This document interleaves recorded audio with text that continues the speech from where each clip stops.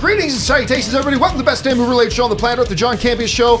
We are back after taking nearly a week off for vacation. Thanks for being right here on my YouTube channel. I'm, of course, your host, John Campea. It's an awesome honor and privilege to be back and to have you, my international friends, joining me as we talk about our favorite things in the world, movies and movie news and all sorts of good stuff. And also returning back is one Mr. Robert Meyer Burnett. Robert, how you doing, sir? John, yesterday Endgame came out on 4K. Oh, I have physical media. Oh, that's right. Because I got it on streaming weeks ago. But yes, it's out on physical media now.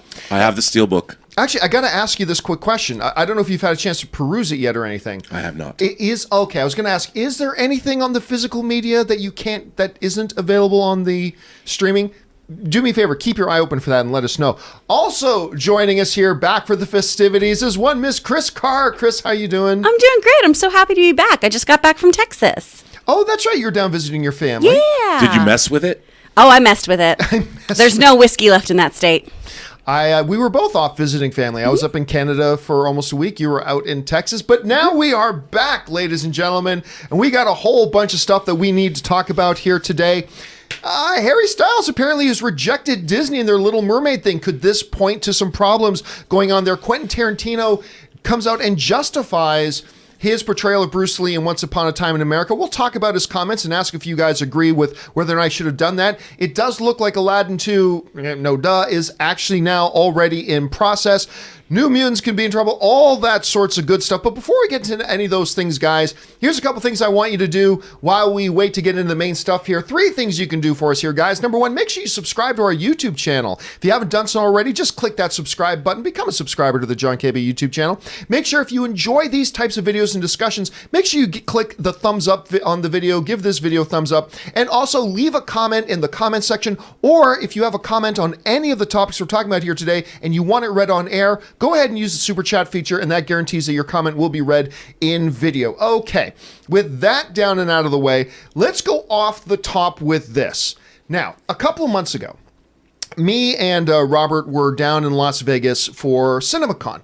And you've heard us talk a lot about all these great films they showed us previews for. Some did turn out to be great. Some didn't turn out to be so great. The Kitchen. Some didn't turn out to be so great. That would look really exciting. But one of the films that Robert and I agreed at the time did not look any good at all was this new movie with Emilia Clarke and Henry Goulding? I can't remember how you pronounce his name. Anyway, called Last Christmas. And we agreed this movie does not look any good. At the time, we said this movie doesn't really look any good. They showed us about 7 minutes of it. They seem to have a lot of enthusiasm for it, and that's great. But at the time, we both agreed it didn't look any good. And I will say this. Number 1, I've gone on record. I love Emilia Clarke in Game of Thrones. I have not been impressed with her yet outside of Game of Thrones. Now, granted, haven't had a big sample size yet from her outside of Game of Thrones, but from the stuff I've seen her in, I'm not on board with her yet, but I really do like her in Game of Thrones. As far as Henry goes, Crazy Rich Asians, A Simple Favor, which I thought was one of the most underrated films of the last 5 years, maybe. Mm-hmm. I will say this.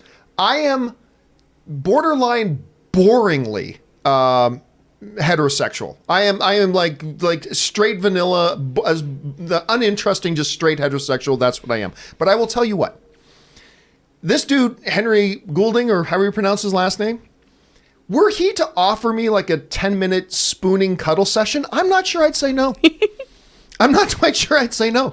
This is a handsome gentleman, ladies and gentlemen. This is a handsome, charming, funny dude. He's dishy. What's that? He's dishy. He's dishy. I even say. I mean, so I'm kind of down for anything that this dude's in, right? So the trailer, though, now, forget the preview we saw a few months ago. The trailer for Last Christmas has now come out and landed online. It came out this morning or late last night. And I'll tell you what, I think we're gonna have a difference of opinion here. I am really now sure I think this movie looks awful. This movie looks really bad. It is, you know what it feels like to me?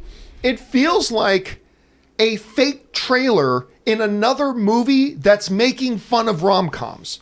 That's what the trailer to this thing looks like.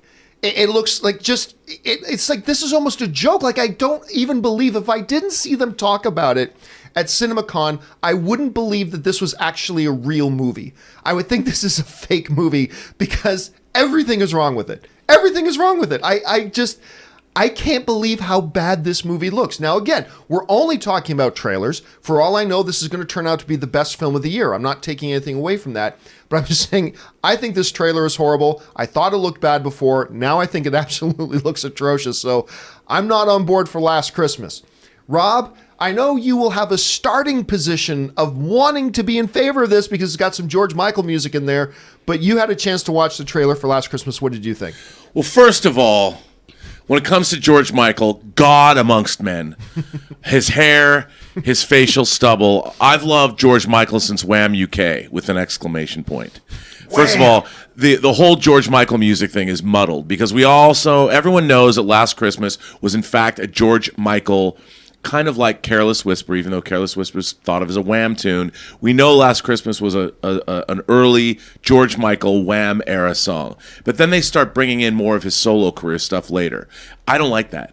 I don't like how they muddled George Michael's entire career in this movie. And George Michael, look, when you're talking Last Christmas, if you're going to make a movie called Last Christmas, which is, of course, a direct reference to one of George Michael's great solo tracks. Well, and they said the movie was actually inspired by the song, right? I'm sure it was, but I don't know what this is. George Michael would be appalled. It's literally about a woman that works at a 365-day-a-year Christmas store where she's an elf in a 365-day Christmas store. This makes me want to slit my wrists. It makes me want to scoop my eyeballs out with a teaspoon and then just do deep scaling on my gums by myself. I don't want to see this movie. This movie looks like the most cloying, awful, horrific. And you know what? I was talking with Chris about this. I'm not gonna. She's got something to tell you about Christmas movies. But this film, and I like Christmas movies. I'm a sucker for them. I watch The Holiday, Love Actually. I can watch Love Actually on an endless loop all day long. But this movie makes me want to commit seppuku. No, at least the trailer. At least the trailer does. The trailer does. I wanted to leave Las Vegas watching the trailer for this movie, and I don't even know why. Henry Golding, like you said, I'm kind of gay adjacent. I had no problem with him. I would spoon with him, whatever. But man, let me just tell you, this is not my kind of Christmas movie. No, and there's one part in particular in the trailer, guys, that they thought they were being really funny. Oh, it pooped in your eye. Oh, God, really? And the worst fake and then they went back to the joke again. And they went back to the joke again. I don't know. Anyway, Chris, you had the advantage of not being in Las Vegas for CinemaCon to watch the preview and having an already formed a little bit of an opinion about this movie. Like, you got to watch this trailer fresh.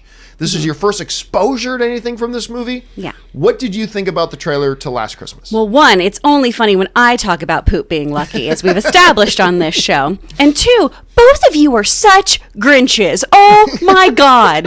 My deep, dark secret, that's not so secret, is that I am obsessed with Christmas movies, particularly bad ones. If it is straight to Netflix, if it is on Hallmark, I am all about it, and I will give you color commentary, and I will force everyone to watch it with me. It's my favorite thing in the world. So this, it's going to be adorable. You probably don't have to see the movie. The entire thing is in that trailer. Oh my gosh, she's going to have a change of heart. She's going to change as a person, and maybe this guy's going to end up with her along the way. Who could have seen it coming? But I think it looks adorably stupid, and I'm in. I will watch it so many times, and I'm gonna probably create a game to drink eggnog to it too. Can I just say, if you're gonna make a movie from this era of George Michael's career, you've got to do Club Tropicana. Club Tropicana, where all the drinks are free. That should have been the Christmas movie. You go to Club Tropicana, you play against type, and then you end it with Last Christmas. Last Christmas comes in, but don't make a movie about the Last Christmas song that's called Last Christmas. Rob, make that movie. I'm going to go make Club Go Tropicana. do it. I'm going to, because no one's ever made a good club. I've got the whole plot line. Club Tropicana. Perfect. All right, guys. Well, the question now is, what did you think about the trailer for Last Christmas? Are you with me and Rob that this thing looks horrible? I mean, maybe the movie will be great. We'll watch the movie. I don't have faith, John. I don't have faith. Oh, Rob. God. Or do you believe, like Chris, that we're just being Grinches? What did you think about it? Jump down in the comment section below and let us know your thought. All right. With that down, guys, let's move on to our main topics today. How do we select our main topics here on the John Campea Show? Well, it's really rather simple. See, you guys come up with the main topics by going over to www.thejohncampeashow.com/contact. Once you get there, fill out the form that you see with your topic or question, hit submit, and then maybe, just maybe, you might see your topic or question featured here on the John Campea Show. With that down out of the way, let's move on to our first main topic today. Chris, what is our first main topic today? This is coming from Omar94. As if New Mutants didn't have enough problems, we now have another story. Disney is apparently unimpressed with this movie. It's been delayed years now. At this point, I honestly don't even know when this will be released in theaters or not. What do you think about this? Thanks and have a nice day. Are we gonna see New Mutants ever? I mean, okay, so here's where this new kind of drama is coming from with New Mutants. Now, we got to keep in mind, we're seeing a lot of headlines running around, Disney unimpressed with New Mutants, Disney unimpressed with New Mutants. And I found it kind of interesting that all the headlines were using the same terminology, Disney unimpressed with New Mutants. I followed it down. It comes from an article in Variety that was writing about a bigger problem and issue going on with Disney and Fox, and we'll talk about that a little bit later. But in one kind of seemingly throwaway line, in the midst of talking about a lot of other projects, the article just suddenly out of nowhere throws in this line that then there's New Mutants, with which Disney is currently unimpressed with, and then it just moves on and talks about something else. It was literally half a line in one article. But it is a rather hard to overlook line nonetheless. Now, at CinemaCon, the aforementioned CinemaCon that Rob and I were at, they did reaffirm that this movie is coming out in theaters. Disney gave it a new release date that they thought was more favorable for it. So they've seen it. So clearly this movie's coming out. Or is it? Now listen, I've been one of the guys that's been saying, look, this movie is coming out in theaters. Disney has reaffirmed it's going to come out. They gave it a new release date. If they weren't going to put it out, why announce a new release date at all? The movie's already shot. There's no reason not to release it at this point. I mean, you can't lose any more money than you already would have. I mean, there's no way you can't put this movie out and not at least make back the marketing budget and then get back some of the production budget. Even if it's going to lose money, you'll lose less money by releasing it than you would be if you just don't let it get released at all. So there's that. But Rob, I am starting to become a doubter. Like I've been 100% on this. Look, no matter what it looks like, no matter what it sounds like, no matter what rumors are coming out, this movie may be terrible, but Disney's going to release it. They're going to release it. There's no reason not to. But I'm telling you, Rob, even I, who have been the most adamant, it's going to come out, it's going to come out, it's going to come out, I'm starting to get beaten down on this stuff. Like with everything we hear coming out, and now just on top of that, granted, it was one line in an article about a bigger subject, but it's a line that's hard to ignore. And with all the stuff going on with Disney and Fox lately, with Bob Iger announcing that all the comic book characters have been taken away from Fox, they've axed a ton of their upcoming projects. They're now kind of looking at the different picture. Again, we'll go into the bigger picture stuff a little bit later, but then you add this line on top of it. I got to tell you, dude, I am starting to suspect. I'm not saying they won't, but I'm at least starting to suspect they may not release this thing. Whereas just, a few weeks ago, I was like, no, they're going to release it. Now I'm not 100% sure. So I don't know, Rob, you hear this coming out. Are we making too much of this? It's just one line in one article, or is just this an accumulative effect where it's like, it's kind of hard to ignore at this point? What are you feeling about this right now? Well, I think this is part of a much bigger picture that's going on where all of Fox's slate since they've been acquired has disappointed. Most recently, The Art of Racing in the Rain. Right, which we will talk about again in a little bit. And I think that it disappoints me because I thought the acquisition of Fox, I thought Disney had much more of a plan with what they were doing. And I know we'll talk about this more later, but the idea that I would have thought that they would have meticulously planned what they were going to do for all of these movies. But, when you make a movie, when you're an actor and you sign on, there are certain expectations that come along with signing on to a film, that you expect it to get a theatrical release. There's a lot of contractual obligations that have to be fulfilled. And I've been I've been curious about New Mutants because, one, I love the comic. Two, it's based on the Demon Bear storyline that I love, that Bill Sienkiewicz drew and Chris Claremont wrote. And it seemed to me like a perfect way to make a New Mutants film. And yet, can it be that bad? Like, they've got a great cast, and I'm like, what's wrong with this film? Like, I don't understand. It's not that expensive. And if we're not going to see it, John, we might not ever see this movie. I mean, maybe they'll release it on streaming, I guess. But where are they going to put it? Is Disney going to put it on Hulu? What are they going to do with this movie? I mean, yeah, do something with it. I mean, it's shot. I mean, you've spent, the money's been spent, right? Right. Or they just write it off. I mean, the same way they write off the loss for X-Men Dark Phoenix. But it's interesting to me because I haven't seen, where's the Disney innovation? I hope it doesn't affect things like Ford versus Ferrari. You know, that's a movie we saw clips for. The trailer's outstanding. I thought it was an Oscar bait movie. It's a Fox film. And if they are deciding that all of this stuff is disposable because of the... Look, I thought The Art of Racing in the Rain should have been released in the summer. But whatever. I mean, it just shows in what Disney's been talking about with what they're going to do with Fox's slate and how they obliterated so many things. It doesn't give me hope, John. I hope 20th Century Fox doesn't disappear entirely. Well, and that's a topic we'll get to again a little bit later. But I mean, with Ford v Ferrari, I mean, there is one big, major, substantial difference in the scenarios. One looks amazing, right? One has nothing but excitement coming out of all the studios about and all the people who've seen things about it. Whereas you have X-Men, New Mutants, which is another story entirely. You're coming off of a substantial failure in X-Men Dark Phoenix. While I don't think it's as bad as most people think it is, it still wasn't good. And I'm one of the more optimistic people about it. It certainly took a financial bath. You're coming off of that, rolling into this, all the question marks surrounding it. Again, guys, listen, let me put it to you guys. Do you think this movie's actually going to see the inside of a movie theater? I'm not so sure. I think it might be destined for Hulu or something. It's clearly not going to be Disney Plus. But what do you guys think about these comments? What do you guys think about the situation right now? Do you think X-Men New Mutants, actually I shouldn't say X-Men New Mutants, it's just being called New Mutants. Is New Mutants going to get a theatrical release? I still think it will, but I'm nowhere near as positive about it as I was just a little while ago. Jump down to the comments section below and let me know your thoughts. All right. With that down and out of the way, let's move on to main topic number 2. Chris, what is our second main topic today? This is from Brennan Hooten.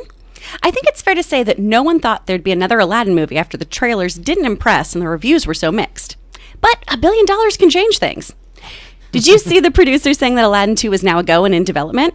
Is this any surprise at all? We've talked about this a lot on the show, actually, recently, about the sequel happening. So how do you guys feel about it? Yeah, well, but the question has always been more theoretical, right? Mm-hmm. Like, there was no, I mean, yeah, there was straight-to-home video stuff, but, I mean, really, there was no Aladdin 2, right? Mm-hmm. There was The Return of Jafar and all. I don't generally count straight-to-DV stuff as legit, and maybe I should, and that's another debate for another time. But I think going into it, you're right. There was just this assumption the Aladdin thing is a one-shot, and here we go. It ends a little bit differently than the animated Aladdin does. That does open it up maybe for some possibilities of where you could go with the sequel if you wanted to. But you're right. The trailers, a lot of people were very negative on the trailers. They changed some minds with some of the later trailers. The critic reviews weren't great for it. I loved it. I had a great time with it, but still a lot of the critic reviews weren't great for it. But then it all changes. You're right. $1 billion changes everything. And we've talked a little bit about whether they should, whether they would. Well, now it looks like, yeah, they are developing a new another Aladdin film. Here's what producer Dan Lin said when asked about it. He said, we have now, when asked about if they've started talking about Aladdin 2, and he said, we have now. We certainly, when we first made the movie, wanted to just make the best movie we could and let audience tell us if they wanted to see more. And I would say resoundingly, audiences want to see more. $1 billion does that. And so we feel like there's more story to tell. We are going to treat it in the same way we treat the original Aladdin movie and not going to do a shot-by-shot remake of anything that's been done before. So this already sounds like they've got their plans. We're going to do it this way. We're not going to do it. At least they've got their philosophy in place, whether or not, and I'd put money right now, Rob. I would put money right now on the idea and the notion that Disney already has an outline for an Aladdin 2. I mean, these studios don't waste any time. Not that I think they're going to rush a movie out, but I think they've probably already got an outline. I think this is I'll go so far as to say this. I'll be shocked if we don't have an Aladdin 2 in theaters by the end of 2022. I actually think I'll be shocked. It's not impossible, but I'll be shocked if we don't. So, I mean, really, with all the conversations, like Chris was saying, we've been talking about this a lot. I can't say I'm surprised to hear this. I think this is a no-brainer. The movie was charming. It was fun. It made an ass load of money. Of course you do another one. The biggest hit in Will Smith's career, which is really odd to think about when you think about the career that this dude's had. But I think this is a damn fun movie. I had a good time with it. I'll tell you what, I'm glad they're making another one. I'm glad they are. Rob, what are you thinking about all this? I'm thinking they're ready to rub another one out. Disney, ready to rub another one out. I mean, that's what you do, with right? With a little picture of a lamp on it? That's a perfect t-shirt right there. That's what I want. Sorry, that's the first thing that came to mind. Yes, of course they're going to make another Aladdin movie. No movie that has aside from Avatar, which, hey, they're making one now. They're making any movie that makes $1 billion, it is a no-brainer that you're going to make another one. And this film, I have to say, this film has people are not just surprised that it did well, they're delighted by it. Yeah. I mean, this film has delighted audiences worldwide. And I think it was a movie that was facing an uphill battle, and it won. And I think that's a great thing. I think Will Smith is sort of, I guess, irresistible in the role. Everybody liked the rest of the film, the rest of the cast. Why not do it? As long as you come up with something. I mean, I love it when Dan Lin says, "We think there's more story to tell." I'm like, when did you decide that? After you crossed $1 billion, Mr. Lin? I mean, of course, I hate... What profound insight. Yeah, I'm like, if there's more story to tell, that's what I like to hear. I would love to hear somebody say, we have another story to tell, not just because it made $1 billion, we have another story to tell.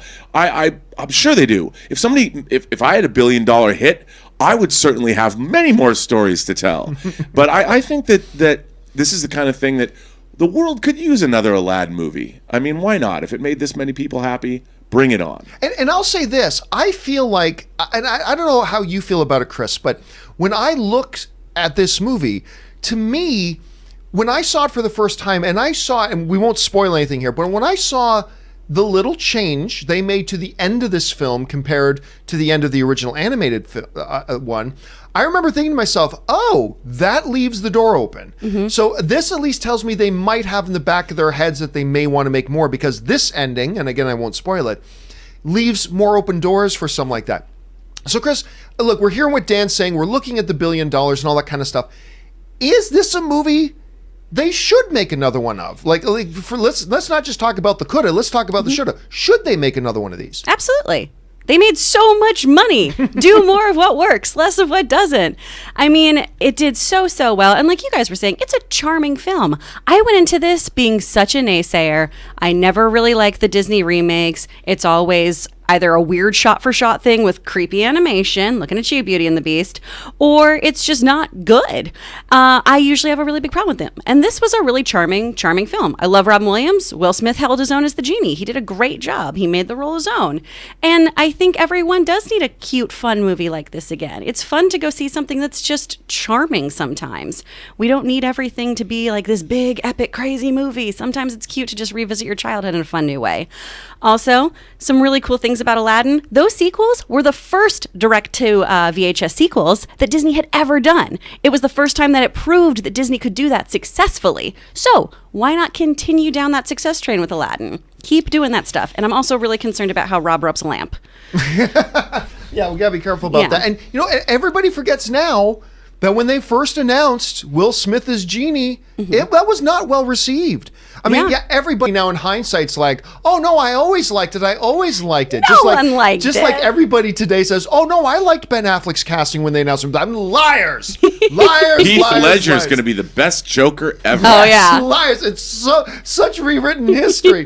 but I am so glad it worked out, and he steals that movie. He's so good in that, and I thought he was just a great choice for it, and I'm glad it worked out. And I'll tell you what, not just am I sure they're doing one? Count me down as one of the people who is glad they're making another one, because I like that movie quite a bit. I mean, like, you're right. There's a number of other Disney things that did not work. So, I mean, just recently we had Dumbo. You know, we had a number of other ones. It was nice to see them get a win in that column there for that. So I liked it. I want to see it. What do you guys think about this thing? Are you glad they're going to be making another Aladdin, or are you thinking, yeah, maybe they should just let this one go? Jump down to the comment section below and let us know your thoughts. All right. With that down, let's move on to main topic number 3. Chris, what is our third main topic today? Third topic is coming from Dwayne Faison. I read an article on Variety today talking about how much trouble Fox is in.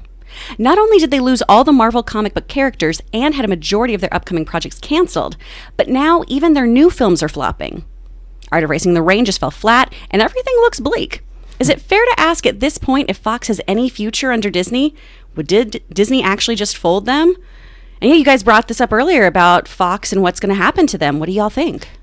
Look, right now, we all know this. Disney didn't buy Fox primarily for their movie slate. I mean, that's just the reality of it. That wasn't their primary goal. Their primary goal was, through movies and television, all that kind of stuff, they were making an IP play.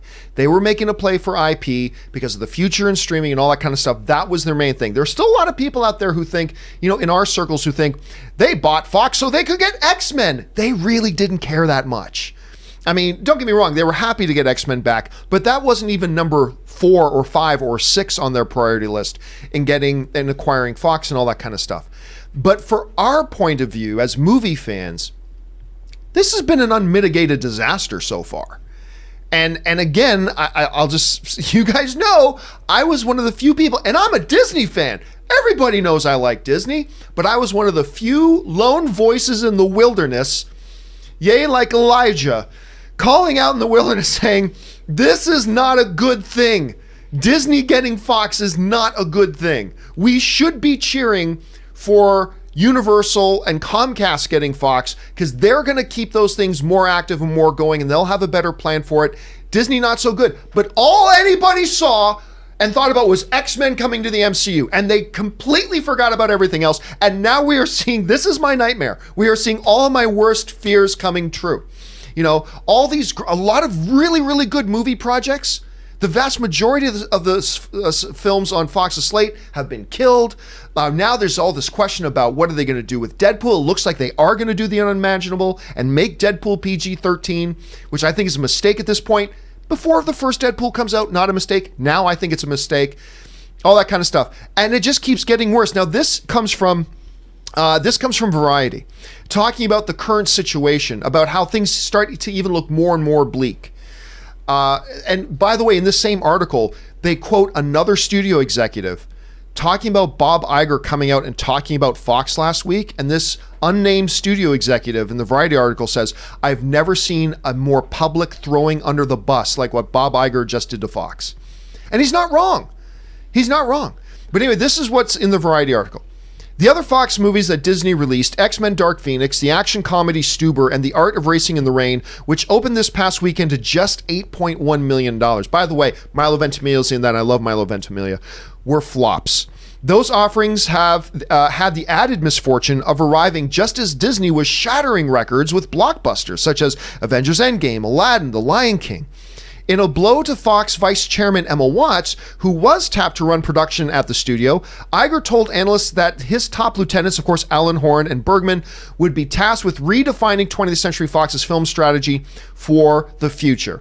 What does that mean? I love Disney movies, but it means exactly what I said what was going to happen. Disney is going to take over Fox, and they're going to do it with the comic book movies, and they're going to do it with other movies. They're going to all be more Disneyfied. They're going to become all more Disneyfied. And I like Disney movies, but I like there being some variety.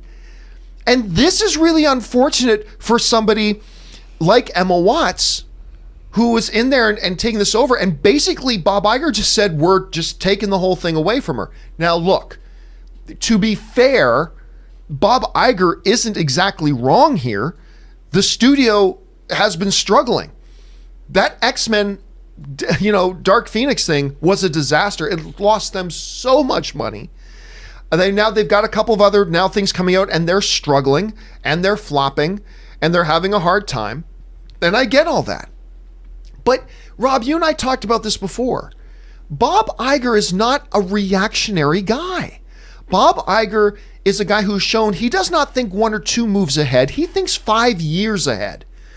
So to me, this maybe stinks a little bit of the plan all along. And you suggested this to me before, Rob, and I kind of resisted what you were saying, but I'm thinking more and more it's looking like you were right.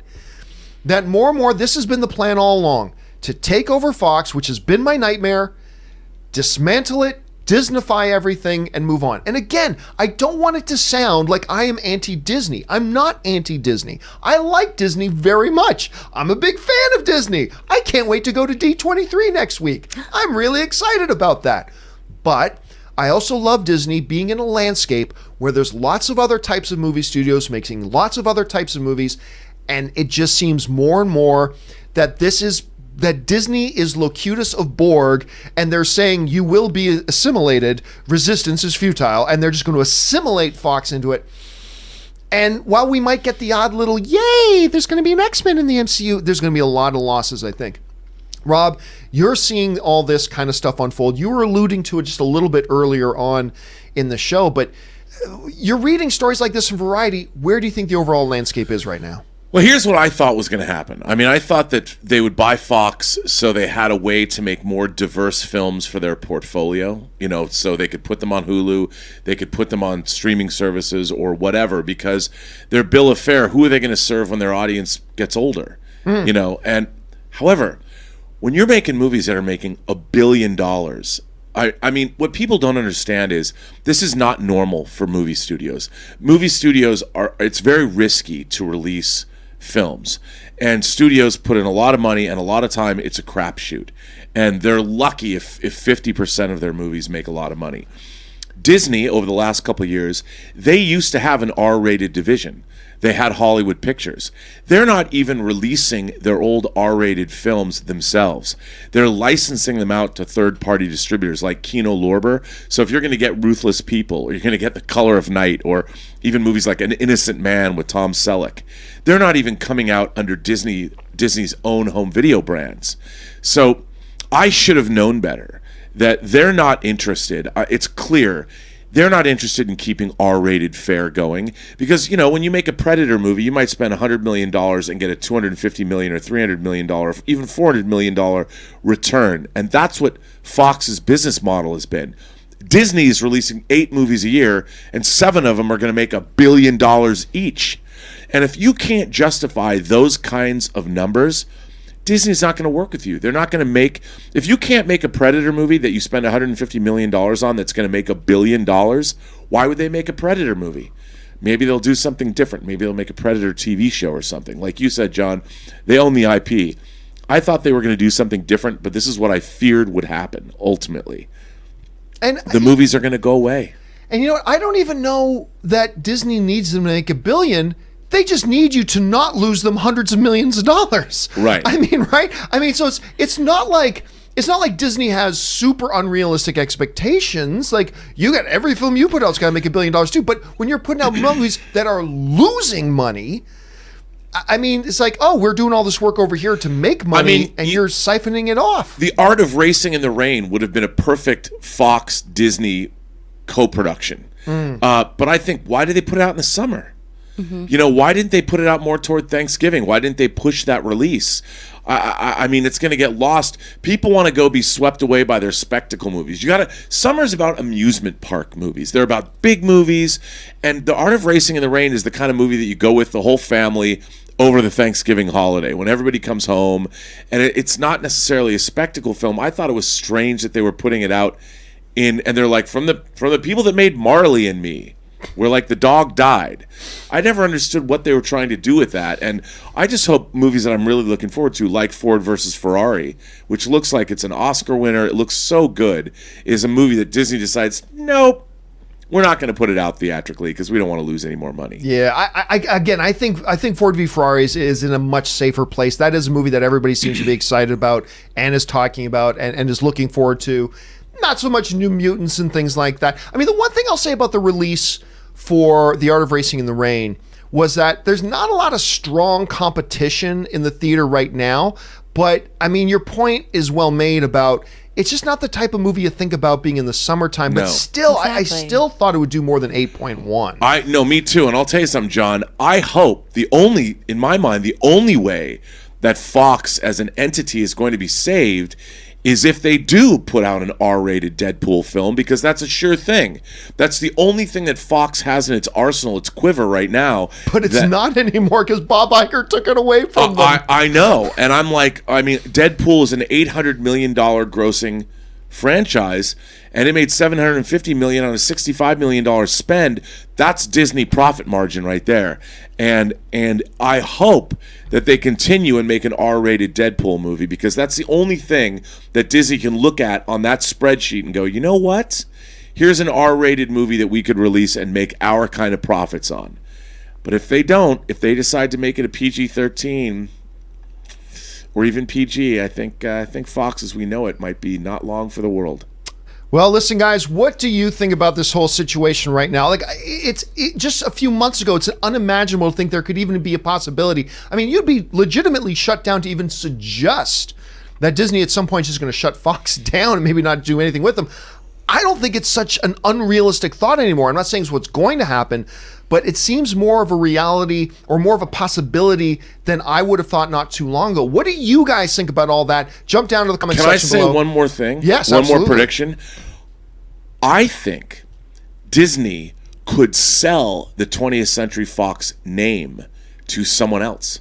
Now that they've acquired the catalog and own it all, they own the IP, someone else could come along and buy the name and the logo 20th Century Fox. I don't know the legalities, and they can go run and do whatever they want with it. Disney has what they want.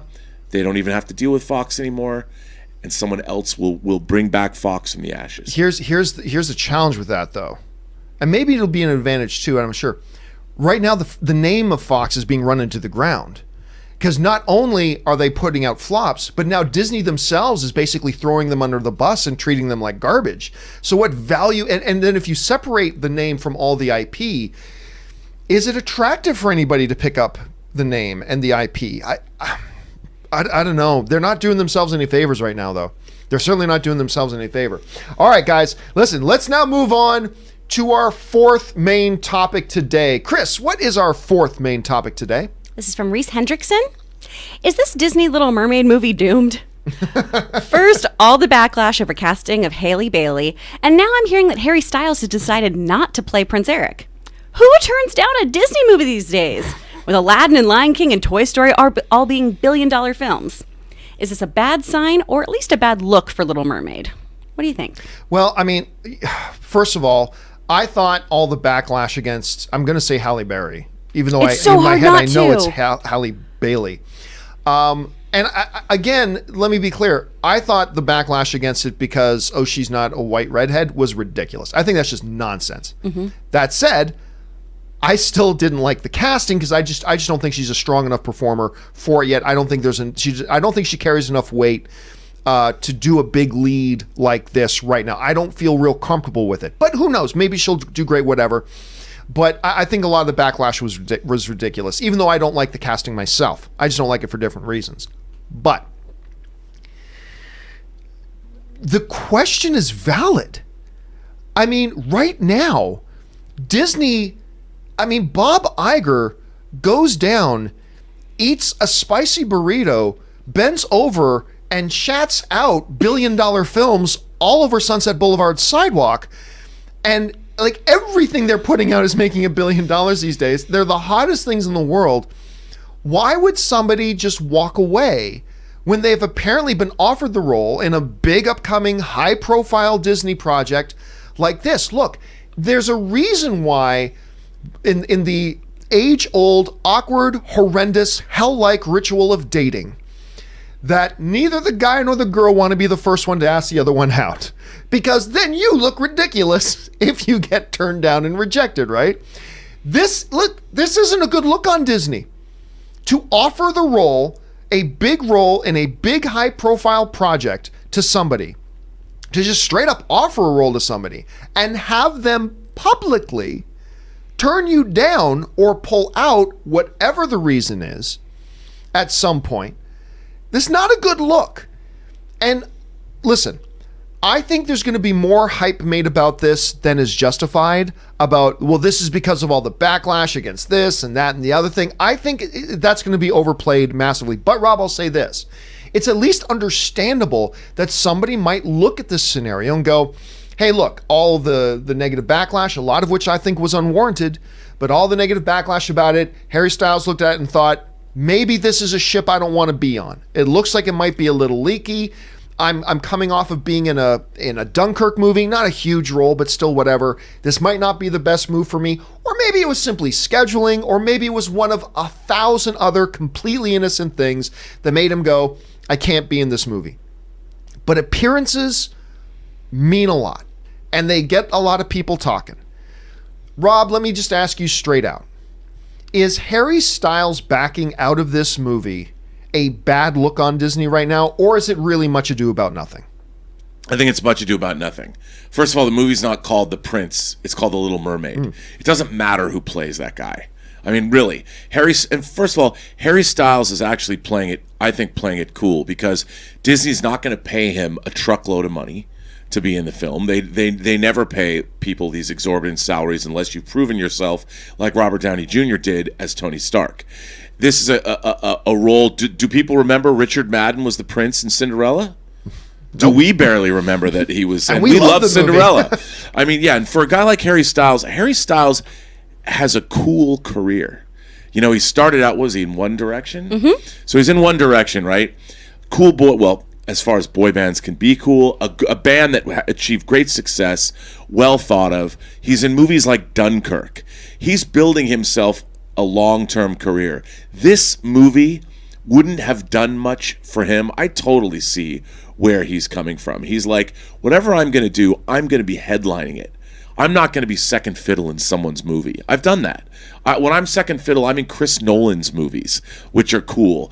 I'm going to do something where I'm the star. I will never be the star of The Little Mermaid, and someone else is going to be happy to move into that role. Someone else who already hasn't had great success in the music industry. If he's going to do a movie like this, it's going to be because, one, they pay him a lot of cash, and it's going to up his profile. This movie would do neither. I think it had nothing to do with the controversy, because there's always casting controversy, as we've seen with Ben Affleck.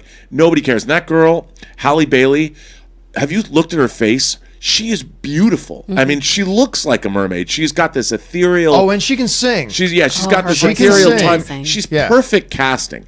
If I met a mermaid... I mean, I'm too old to be saying things like this, but if I met a mermaid that looked like her, I'd be smitten. That's never stopped you from saying things before, so I'd be smitten. I'd be smitten. I think she's perfect casting to play Ariel. And I think it's great. And by the way, mermaids should have a little ethereal, otherworldly quality to them. They shouldn't look like a girl you pick up at the mall. You know, and I'm sure, although I'm not saying that Halle Bailey couldn't be that girl too, but I'm just saying that I think The Little Mermaid is going to be her show, and Harry Styles doesn't want to play second fiddle. He wants to be a lead actor, and he wants to conquer the film world the way he conquered the music world. Well, I'll say this, though. If you might be right, you may very well may be right. I would say that if Harry Styles is thinking that way, his management and people that he trusts need to smack that kid in the face and say, kid, you were in one movie and you were like 7th and 8th and or 9th fiddle in one movie. There are a lot of extras in Dunkirk who can say they were in a Christopher Nolan movie. If you think that entitles you to now being the headline A-lister in some movie, particularly if it's a Disney film, that kid needs to wake the hell up. But that doesn't mean I think you're wrong, Rob, because that very well could be part of his thinking process right now.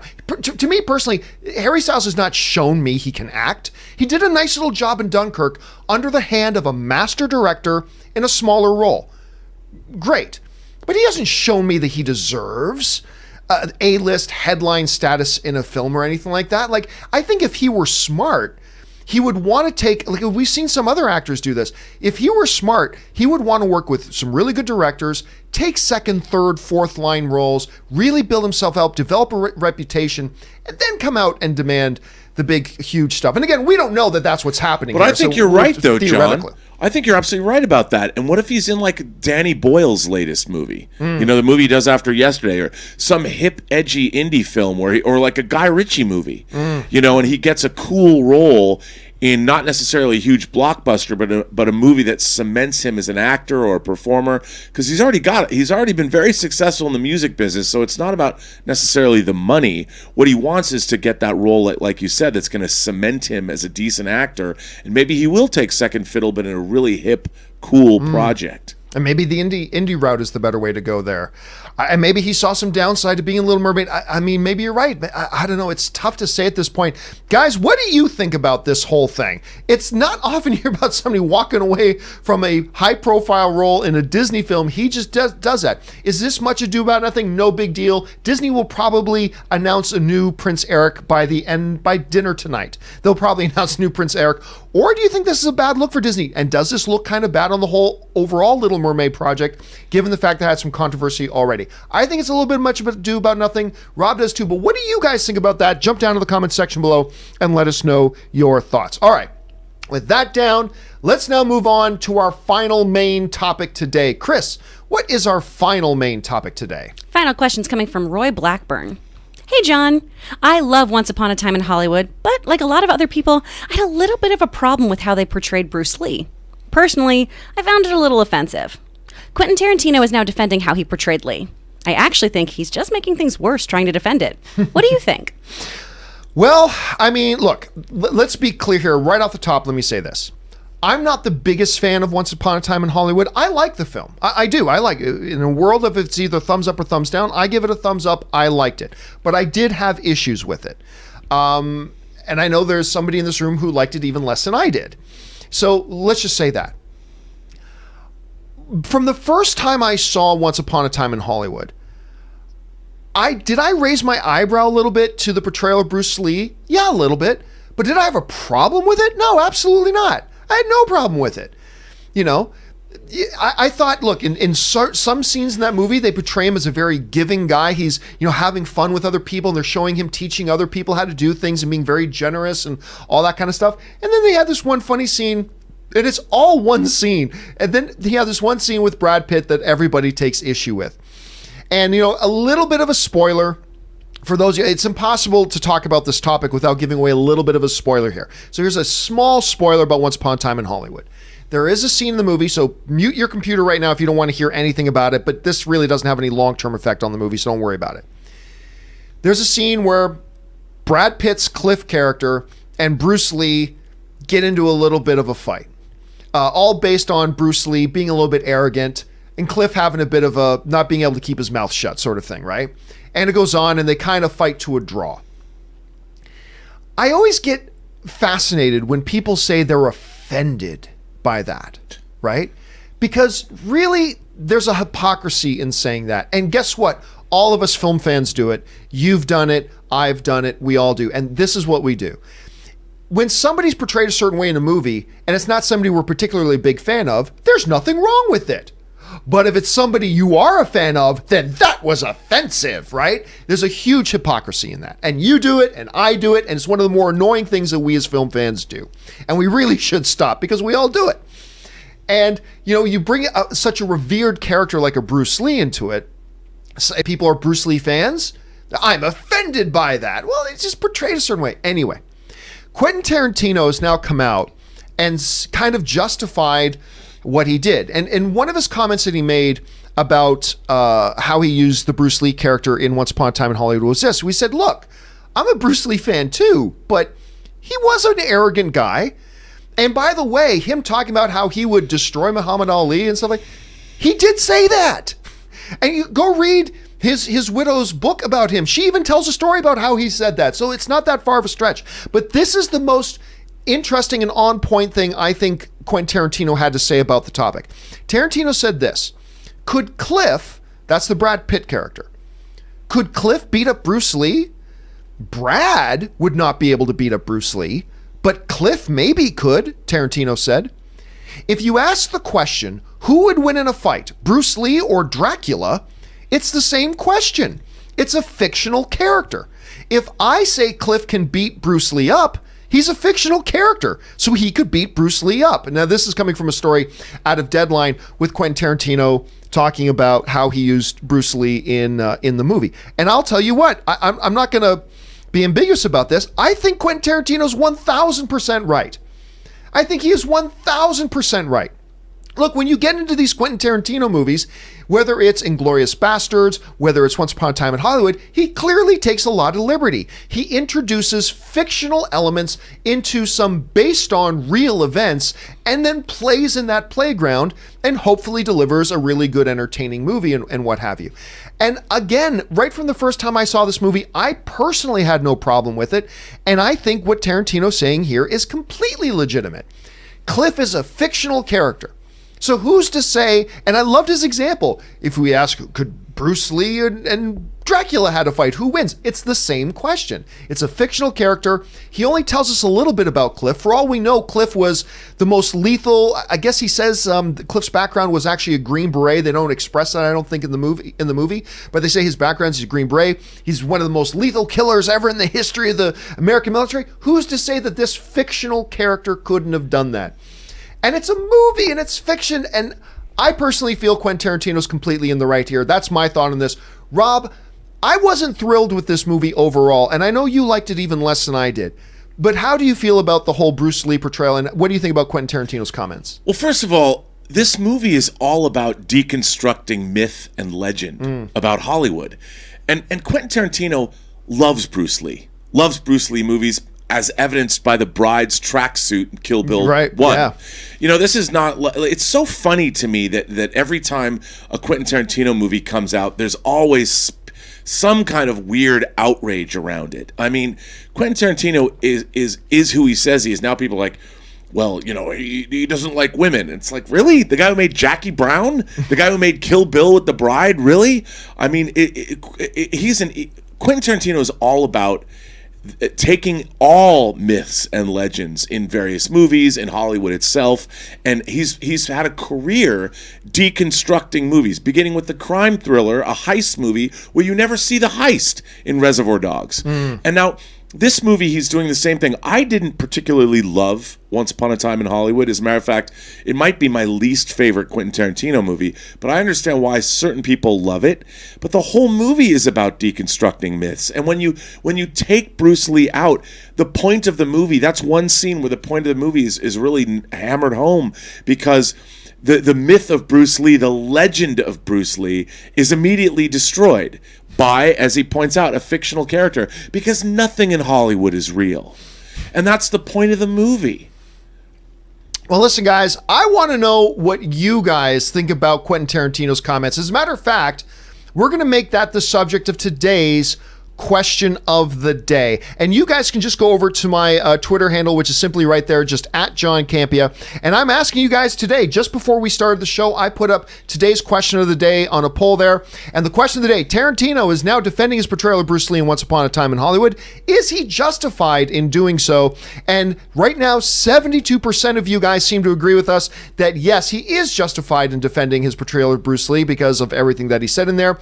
Still 28% of you guys are saying no, he shouldn't justify this because it was offensive, whatever. What do you guys think about this? I'm going to leave this poll up for the rest of the day. Once again, you can jump on over to my Twitter account and cast your vote there. Again, 72% of you guys right now are saying a little over 1,000 of you voted. 28% of you are in the negative on that. So go on over there and let us know what you guys think. Okay, guys, with all of our main topics now down and out of the way, we're going to go on and take some live questions. But before we get to the live questions, there are a bunch of other things going on in the world of entertainment that we don't have time to talk about as main topics, but we want to make sure you guys get caught up. So right now, Fact Checker Jonathan proudly presents to you today's installment of the Movie News Feed. Check it out.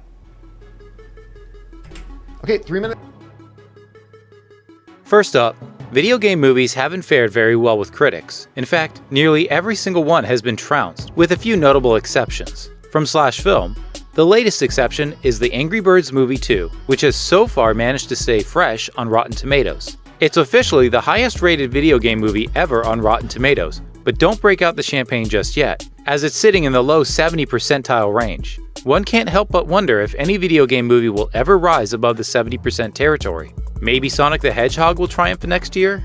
Next up, there's a common question that you hear whenever Disney announces another remake from its animated catalog. Why?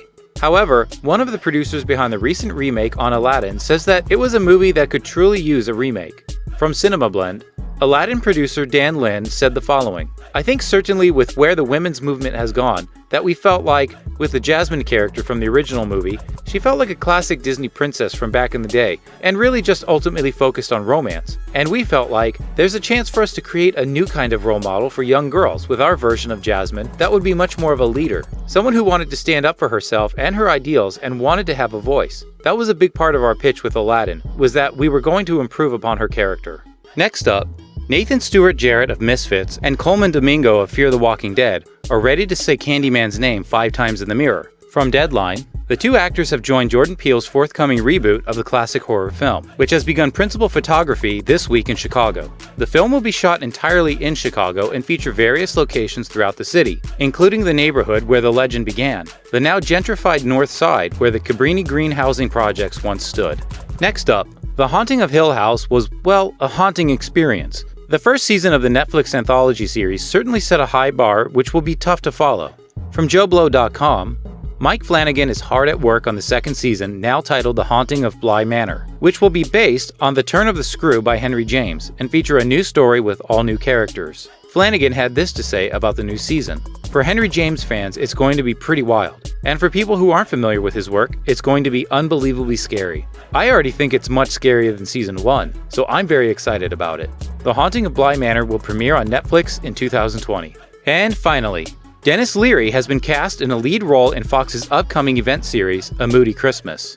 From Variety, the single-cam comedy follows Dan Moody as he returns home to spend Christmas with his dysfunctional family. When he arrives, he's met with the invitable madness of a family whose members are all hiding things from each other. Leary's best-known television series is the FX dramedy Rescue Me, which Leary also co-created in addition and played the lead role. Like the original, the Fox series will run for 6 half-hour episodes. And that will do it for today's installment of the Movie News Feed. And now you are all caught up to date with everything going on in the world of entertainment. Thanks to fact checker Jonathan for putting that together for us. All right, guys, it's now time to get over to hear what you guys want to say and the things you guys want to talk about as we take your live questions. So let's jump over and start taking that right now. And the first one today comes to us from Draco Eris, who writes, the English dub of Digimon Adventure. I've never even heard of that. Digimon Adventure premiered this day 20 years ago. Much respect to the original Japanese series, but the English dub holds a special place in my heart. I am going to be honest with you. I think I know Digimon is a kind of Pokemon. Digimon, digital monsters, Digimon are the champions. It's so fun. I was going to ask if you knew what it was, Chris, and there you go. Is this? I didn't even know they made a cartoon out of it. Yeah, it's super super cute. My friend Rachel Roth, I can't remember her uncle's name, but he is one of the dub actors in it, and he's phenomenal. It's a really cute show. It's similar, I guess, in Pokemon to somebody who's never seen it, in that it's a digital creature that fights and everything. But in the anime, they are swept into this world where they are paired up with their little companion, and they gotta fight. It's okay. fun. My day won't be complete, though, unless you sing that opening again. Digimon, digital monsters, Digimon are the champions. See, I had no interest in watching it, now I might, just because you sang that. Sounds like GoBots to Transformers to me. Like, you have the original, and then you end up with GoBots. GoBot. I still remember. Do you remember the name of the main villain? Rip-off. Psykill. Oh, well. And because he transformed into a motorcycle, and his name was Psykill. Oh. Huh? GoBots. Anyway, let's move on here. Vrinder Singh writes, "Hey, John, sorry I've been out of the loop for a while. Had the spine surgery. That's right. I remember you saying you do that, but it didn't go too well. Pain is unbearable. A road to recovery will be even longer now. Just hope I get better in time for Star Wars Episode 9. Dude, back stuff is no fun. I remember, and this is nothing compared to what you're probably going through. I remember I was in high school, and I was at a track meet, and I was a sprinter. I wasn't anything else. And they had the long jump pit. So I decided that, I'm just going to run over and just do a quick long jump thing. And I ran into the long jump, and I landed just the wrong way and pinched something in my back. And for like months, I could barely move. It was unbearable. For months, I could barely move. That stuff is no fun. Vrinder, take your time. That's the thing with the back stuff, is just take your time. Don't rush it. There are some like kind of injuries you can get where you just got to push through it. You just got to push through it. Like even though the quad's killed, it doesn't matter. You got to get out there and you got to move them.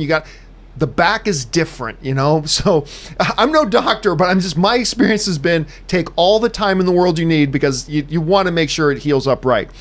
So best of luck to you, Rinder. All right. Cameron Ross writes, "Hey John, I got the job. Thanks for the good luck. I remember you wrote in last week before I went on vacation that you had a big job interview. That is awesome. Congratulations, Cameron. It's always a cool feeling when you get to start something new. That's awesome." All right. Christian 301291 writes, "Slipknot released a music video with scenes from The Boys, mostly bloody ones. Definitely my next series to watch. By the way, great song if you like metal." It is so funny. When I was down in Canada, or up in Canada, I should say, the amount of people that just wanted to talk about The Boys. Mm-hmm. It's still, now I haven't gotten around to watching it my second time through yet, but I do plan on watching it an entirely second time through, and I very, very rarely do that.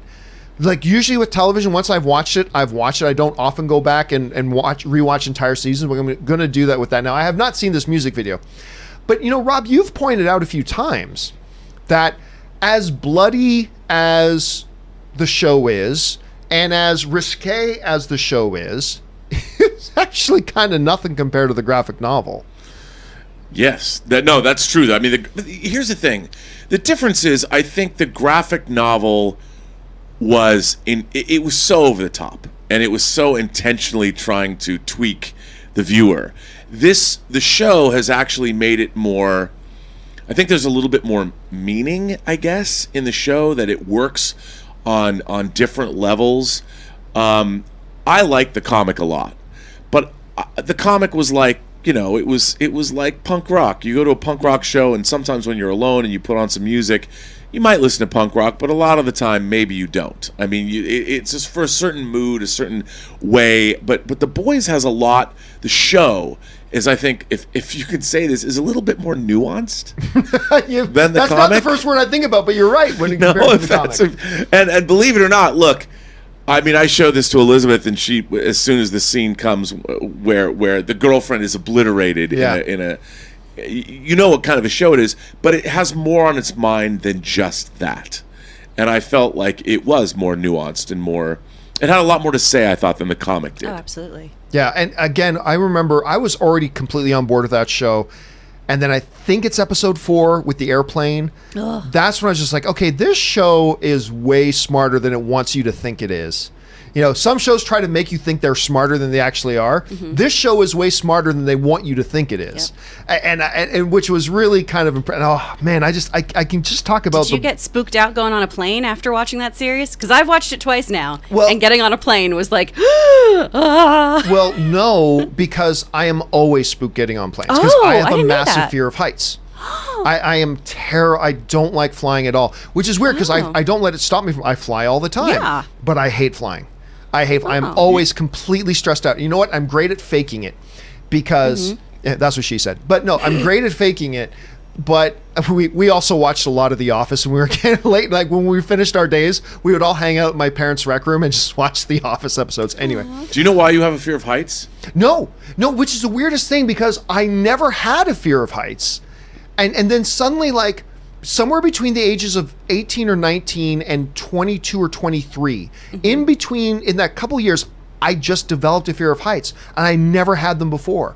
Well, I know why you did. Uh-oh, here we go. Why? No, because you can fall from a great height, land on your head, crack your head open, and die.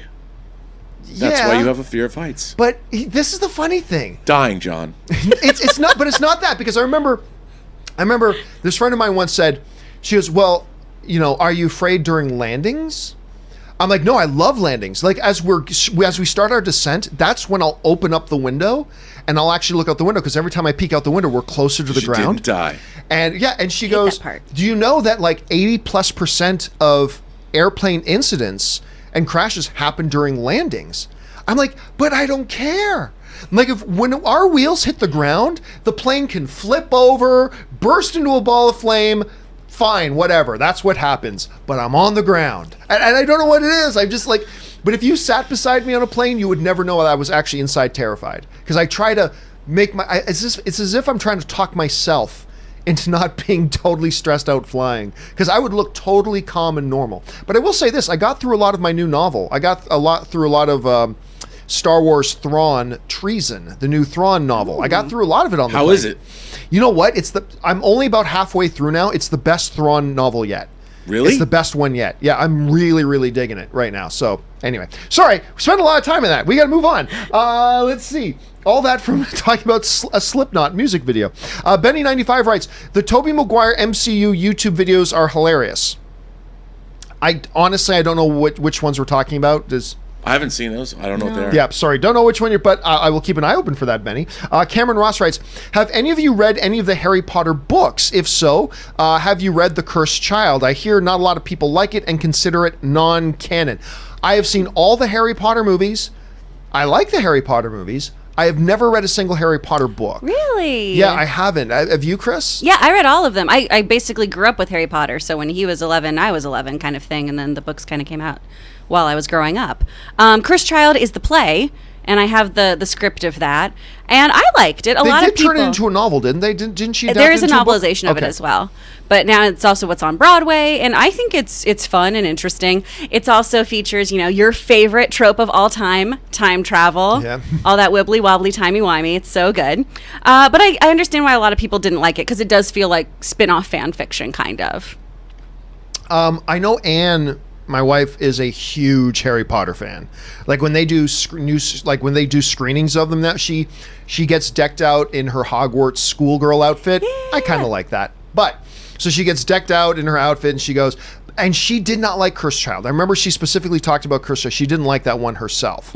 But you're right, Cameron. I've heard a lot of people say they didn't like it, but since I've never read a Harry Potter book, personally, I can't. Rob, I know you're a big reader, but did you ever read any of the Harry Potter Only stuff? the first, and I read it as the Philosopher's Stone. Oh. And because I had a British version of it. And I haven't read the others. But, I mean, I liked Harry Potter. I think being that I was older when it came out, I grew up reading Tolkien and Thomas Covenant, The Unbeliever, Stephen R. Donaldson stuff, so the Shannara books. So fantasy to me, it was going back and reading more of a YA fantasy thing. I understood it was good, but I got it. I was like, I get this. Okay, cool. I just wasn't the biggest Harry Potter fan when I read the book. I read it because it was sort of culturally relevant, which I tried to do. But obviously, I love to see where it went. And what I loved about Harry Potter was it got so many kids reading. Yeah. Oh, yeah. It And made that's- reading that's cool what- for an entire generation. I wish people in our generation, especially people say making Star Trek, read more genre fiction. All right, let's move on here. Syrian Douglas writes, saw Apocalypse Now on the big screen, staggering. I can honestly say I've never seen it on the big screen. What? Yeah, I've never really had a chance to see it on the big screen. I mean, I've seen the movie like 7 times, but I've never had a chance to watch it on the big screen, which when you look at those, like the river shots and all that kind of stuff, I can just imagine must look breathtaking. Well, I think this weekend you can see Apocalypse Now Final Cut comes out. Our friend Scott Mance He Q&A'd a screening of I that. didn't know that was happening. Coppola, Martin Sheen. I mean, they were there at the Cinerama Dome where I've seen Apocalypse Lawrence Now. Fishburne was Larry there. Fishburne was there, and so is the Chief. And it's one of my favorite movies of all time. And Final Cut is the new cut of the film where Coppola took the theatrical version and Redux and made a new version, his definitive version. It comes out on 4K on the 28th of this month, I think. But I think it's going into theaters. It might even be in an IMAX theater this weekend, John. You have to see Apocalypse Now in the theater. It won't be this weekend, I know that, unfortunately. But by the way, did you see Coppola? He looks almost unrecognizable now. He's very thin. Yeah, I think he looks great. Good. He looks great. Yeah. Okay. Anyway, I got to move on now. Give Luigi a ring writes, hey guys, big fan of Jackman's Wolverine. I've had Logan on Blu-ray since it released. Haven't watched it yet as I haven't seen Apocalypse. Should I skip? You don't need, believe me, you don't need to see Apocalypse to watch Logan. No. Logan is so divorced from everything else in There's the a X-Men great universe. Wolverine scene in Apocalypse. I'm trying to remember which one It's it a is. cameo. It's a quick scene, but it's a great scene. Oh, right. It's just Yes, him. yes. I know the one you're talking about. Yes. It's a Weapon Yeah. X scene. Yeah. Oh, wait, no, or was it? You Was that don't- Apocalypse that did that, or was it That was First Class? No, the one Days of Future Past. No. It's It's an Apocalypse. Oh, you're right. It is an There's a scene in Apocalypse. Apocalypse. No. It's a quick scene. I'm almost sure. Really? Was that an Apocalypse? Yeah. But you don't need to see it to watch Logan. Where they find him and he's got the closet. Yeah. Was that Apocalypse? Believe so. Yeah. I thought it was something different. What does chat say? People Yep. say people are They're people in the saying, chat are yeah. saying it was. I would have thought that, but I can't think of what other movie it could possibly be. Like, I'm sure it's not Apocalypse. But what else could it be? Because it wasn't. It's Apocalypse. Huh. Okay. I never would have thought that. That's what's great. The great thing about doing You should this show. always watch Logan, though. Watch Logan, Yeah, especially absolutely. in black and white. You don't need to watch. You do not need to watch Apocalypse to watch Logan. I'll go on a limb and say you really don't have to have seen any X-Men movie to watch Right. Logan. Although a few of the original ones are good, but no, by all means, go right in and start watching Logan. It's not just one of the best comic book movies ever made. It's one of the best movies to me of the last 5 years. Oh, absolutely. Like, just overall. So, by all means, Luigi. All right, give Luigi a ring. Also follows up with, also, is Harry Styles' decision to snub Little Mermaid mature and calculated or short-sighted and knee-jerk? You'd think he'd take anything he can get. Well, I mean, to Rob's point, I don't know that you just take anything you can get. A high-profile Disney role is something, but it's hard, Luigi, to say whether it was mature and calculated or knee-jerk when I don't think we don't know what the real reason was. I mean, the real reason will dictate whether it was mature and calculated or whether it was knee-jerk. If the reason is because, wow, all these people are saying nasty things because they cast this girl in it, well, then that's knee-jerk and reactionary. If it's, you know what, I'm just looking at my calendar, I don't think I would have the proper time to dedicate to this project, to give it its due. It would be best for me to step out and let somebody else take it. Well, then it's mature and calculated. But unless we know what the reason is, I mean, we're speculating what we think the reason is, because that's what we as film fans do. But without knowing that, it's really hard to say. So time will tell. Again, I think Disney, I got a feeling that by the time we do Monday's John Campea show, I have a feeling we're going to know who's playing Prince Eric. I think we're going to know by then. I really do. So I don't know. We'll have to wait and see. All right. Also, next up, Give Luigi a Ring writes, P.S. Love the show and all you do and all the film fan community. Thank you so much, Luigi. Appreciate that, man. Superman Steve writes, man, I really missed your show so much, John. Welcome back. And it's great to be back, Superman Steve. Thanks for that, dude. I loved my vacation. Had a great time. By the way, indulge me for a second. I want to share my favorite picture that my wife actually took this picture. It's me and my dad at the family cottage, just sitting out there with our dog, our family dog, Daisy. It's my favorite picture. Anne showed me this picture she took, and I just fell in love with it. I don't print and frame pictures, but this is one I think I'm going to do. So I really like that picture. Anyway, thanks, Superman Steve. It is great for us to be back. All right, Chris Parsons writes, which act in a movie is the most important for you? You know, it'll depend movie to movie, but generally for me, first act is actually, I mean, there's a lot of films that don't stick the landing, but I already enjoyed the movie, and it's too bad they didn't stick the landing, but you already got me on board. If you fail to get me on board with the movie, if you fail to get a lot of people on board at first, it almost doesn't matter how good your ending is, because you've already lost them. It's hard to get people back on board. To me, it's the first act. What about you, Rob? It's weird. I've never thought about breaking movies into acts and which act I like better, but I think you're right. I mean, I think the first act is the most important in terms of getting an audience on board, not only to your characters and your story, but also into the mood and into the expectation of what they're going to experience. And if you don't do that in the first act, you're not going to do it in the second or third. What do you think, Chris? I think it really depends movie to movie. Usually Act 2 is very important for me to see where like all the meat is and between the Wonder Bread is that Act 1 and Act 3 are. And especially if you look at it in terms of like a trilogy, because that's an easy way to break up acts, right? I'm always a strong proponent of the sequel as opposed to like the first film or the third. Empire, that kind of thing. I need the glue in the middle there. All right. Next one up. BMC writes, "Hey, John Campea Show, back on my birthday. Hell yeah. Well, happy birthday to you, BMC, and happy return for us. It is a glorious, momentous day, BMC. So thanks for sending that in. Well, yeah, 26. I don't know why I love that name, but I do. Well, yeah, 26 writes, "Hey, John, you should watch more anime in your movie diet. I'm watching Attack on Titan Season 3, and it's so good. In general, I think anime should be nominated for Academy Awards. What do you think?" Well, no. No, but look, also I can't, why should anime be nominated for Academy Awards if it's not the best movie of the year? I don't care what genre it is. I don't care if it's not the best movie of the year, it shouldn't be nominated. So no, there shouldn't be a category for anime. There should, I mean they're animated, so they should qualify for animated, but they do. I don't think and they do. I don't think animation should be a category at the Oscars either. I think the Oscars just made up the animation category as an excuse and a cop-out to not nominate more animated films for Best Picture, but that's just me. I'll be honest with you, I've tried a lot of anime in my time. Anime is just not generally my thing. There are some that do appeal to me and I do enjoy. But look, I have a hard enough time keeping up with all the content that's out there these days. For me to force myself to watch more of a genre that I've already tried and I already know just generally doesn't work for me all that well. Not that it shouldn't work for everybody else. It doesn't seem like a good use of my time. You know, it took me like 6 months to watch Punisher Season 2, and I love Punisher. So it's not a good use of my time personally, but that's why we have, other people here like Chris Carr and Robert Meyer Burnett who do know a lot about anime. Have you guys been watching Attack on Titan? I did watch Attack on Titan. It was enjoyable. The Titans are so oogie. They freaked me out for the first few episodes, but you get used to it. Yeah, Kinda. I haven't seen the third season, but I actually own Attack on Titan on Blu-ray, and there's both the anime and the live action version as well.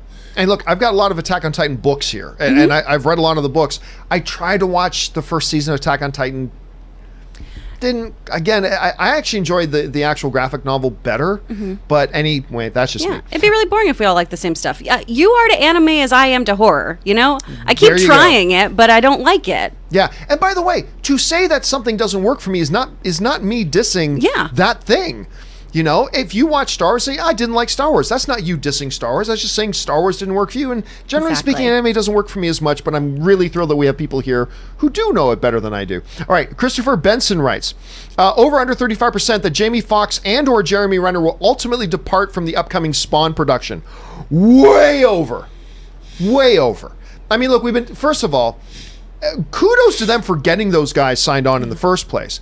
But this thing is already way overdue. We did a story recently about McFarlane can't get on board with he can't get the people who are putting up the money for this movie to agree with him on what he wants to do with the film because he's never made a movie before and maybe he should listen. But whatever. So if for no other reason than just scheduling, at some point, they can't stay committed to it forever. At some point, they got to look at their watches and goes, hey, I can't be committed to this anymore. I've got too many other things to do. So I'll take way over 35% that at least one of them drops out. I'm not going to say 100, but I'm going to take way over 35%. Rob, what about you? I'm with you. Over. I mean, is this movie ever going to happen? I don't know.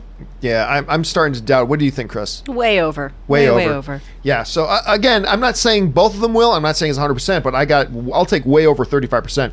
Massive Jada writes, will Coming to America 2 be Dumb Dumber 2 quality? Which one is Dumb Dumber 2? Is Dumb Dumber 2 the one that... with the original cast, or is that the one where they made... No, that's not When Harry Met Lloyd, right? No, it's Dumb and it's the original cast. Yeah. It's the original. Okay, yeah. I like Dumb and Dumber 2. I like Dumb and Dumber 2. Is it as good as the original? No. I know everybody hated on it, but I watched it. I was a little bit late watching it. I think it was already out for a week when I finally got around to watching it, and I've heard a lot of people talking crap about it, but I love the original, so I'm going to give it a shot anyway. I laughed a lot at that movie. I thought it was really clever and totally in the vein of the original, even if it's not as funny as the original. So I don't know. Look, I think Coming to America 2 is coming like 15 years too late, but they got James Earl Jones back. They've got, Arsenio's coming back, Eddie's coming back, which, by the way, that Dolomite trailer looks amazing. And Wesley Snipes is coming into it. Yeah. Little bit of a maybe it's on purpose, personally, it looks like the name is a little bit of a ripoff of Black Dynamite, but whatever. Which though? It just sounds like Dolomite sounds like a ripoff of Black But Dynamite. Dolomite's a real movie. It's a real movie. I know. Oh, I know. It's, you know, it's so I can't. I get it. And Craig Brewer, who directed Dolomite Is My Name, is also going to direct Coming to America too. Right. I think it's going to be awesome. I am unabashedly optimistic about Coming to America too. I'm looking forward to it. Is it coming too late? Yes. But better late than never. So I'm looking forward to seeing what they're going to do with this. And that Dolomite trailer I thought was great. So great. Okay. BMC writes, what did you think of the... Speaking of which, what did you think of the Dolomite trailer? Love it. I loved it. I thought it was really, really good. So good. I mean, I can see how this movie could go south if it's not careful. But I got to tell you, I like the direction it's going in. I think Eddie Murphy looks fantastic in it, and I'm really excited. Did you see the trailer, Chris? Yes, I did. I'm really excited about this one. I've been following the movie news about this, too. I'm just been really, really pumped. Yeah, I think it looks great. Ryan Lohner writes, Brad Pitt himself stopped the scene from being him completely kicking Bruce Lee's ass. Vin Diesel and The Rock must have been so confused about that. Yeah, not so. The Rock will let his ass get beaten sometimes in movies, so there's good about that. I don't know that Brad Pitt himself stopped the scene. Look, no one's going to tell Quentin Tarantino what he can and can't do in his movie. So I'll tell you right now, if Quentin Tarantino wanted to have Cliff completely kick Bruce Lee's ass, then that's what would have happened in the movie. Like, not even Brad Pitt will stop Quentin Tarantino from doing it. But I'm sure Brad Pitt probably had an opinion about it. Jinyu Hitchi writes, imagine a fantasy world Oscars. Whomsoever holds the Oscar, if they be worthy, shall be Best Picture. I mean, hey, look, I don't mind incorporating a little bit of Thor language in the Academy Awards. I'm all down for it, Jinyu Hitchi. Jinyu also follows up, writes, John, what is your stance on voice acting? You make it seem as if you think it's beneath you or something. Oh, fuck no. What, have you watched me for like 5 minutes? I constantly talked on this show about the reverence I have for real voice actors. I think actual voice acting is a very specific skill that is different from the average Hollywood movie star. What I am not big on is the big transition that happened after Toy Story, where instead of going out and getting trained, experienced voice actors to do, a lot of the animation, that is just go get whatever big Hollywood name there is right now. To which, listen, and I've had these Hollywood movie stars tell me, and I'm not going to throw anybody under the bus, but I've had some of them tell me that getting the voice animated stuff to them is like the easiest gig in the world. It's the easiest paychecks to make because they have the attitude of they just show up, they go into the sound booth, they read their lines, whatever, and they go. And I think animation hurts because of that, because I think you get experienced real voice actors. And actually, one of our set guys back in my AMC movie talk days, his dad was actually a very well-known Hollywood voice actor. And he and I would always lament about the fact that it's been so undervalued. Now it's just like, even when it's small roles, got to have a big Hollywood name in there. And that drives me crazy. So no, I don't think voice acting is beneath anything. I think it's been a tragically trampled upon art in this thing. Now look, there are some exceptions. Hard to imagine Shrek not being Mike Myers. There are exceptions, absolutely. But this whole trend about everything's got to be a known Hollywood name, when they don't even give a shit about these roles. They say, hey, easy paycheck, go into the sound booth for a couple of days, blah, blah, blah, blah. Yeah. Thank you very much and leave. Like, Chris, as somebody who does voice acting, that's got to be a frustrating thing for you it's to a so degree. frustrating. It's so frustrating because people will ask me if I'm ever going to do proper acting, which, go fuck yourself. Just eat every butthole you come across. You're so rude. And then wait a minute. Butthole you come across. And people also, so it must be so nice. You get to go to work in your pajamas. You get to go to work without doing your makeup or hair. I don't know, Ted, when you're doing accounting, do you get to show up in your pajamas because you're not on camera? It's so ridiculous. It is such a hard job, and it's so hard to do. And it's why a lot of these movies don't have that kind of artistic integrity a lot of times, where it's just some schmuck who's been thrown in there because they were good in some Twilight movies, they were good in this or whatever, and they phone it in the booth. Voice acting is tremendously hard. When you care about When it. you care about it. And you look at people like Eric Bauza, who is now doing all the Mel Blanc characters. He is every like Looney Tunes character. He is so good. He is so skilled. He can sound like anything. The amount of work he puts into what he does, the way his whole body and face contorts to get into these different roles. And then you see, you know, the behind the scenes for the latest DreamWorks or Disney, and sometimes it's just them basically sitting there swirling their coffee being like, oh, should I read it 3 ways? Yeah. Okay. Yeah, and again, it's horrible. Like I said, there are exceptions. There are some of these roles that people take it very seriously, and they want to put everything they've got into it. But I'm just telling you because I've been told by them personally Absolutely. that they just go, great, easy paycheck. You know who I really appreciated? Dwayne "The Rock" Johnson as Maui doing Moana. He talked about how it was so difficult, how voice acting was so hard and challenging, and he had to actually go through all the movements of the haka because it was so hard for him to just isolate his voice and do all of that. And Lin-Manuel Miranda Yep. actually tells a story about how he couldn't get Dwayne to leave the studio. Yep. He said he would, no, I got to do it again. Lin-Manuel Miranda like, I'm telling you, Dwayne, that was a good take. No, I can do it better. Let me. And he would not leave the studio. Yeah. And it's always great when you hear about stars like that or Tom Hanks who go, no, we got to take this just as seriously as if we're standing on a set on Sunset Boulevard and shooting and we're on camera. We got to take it just as seriously, if not more so, because all I've got is my voice.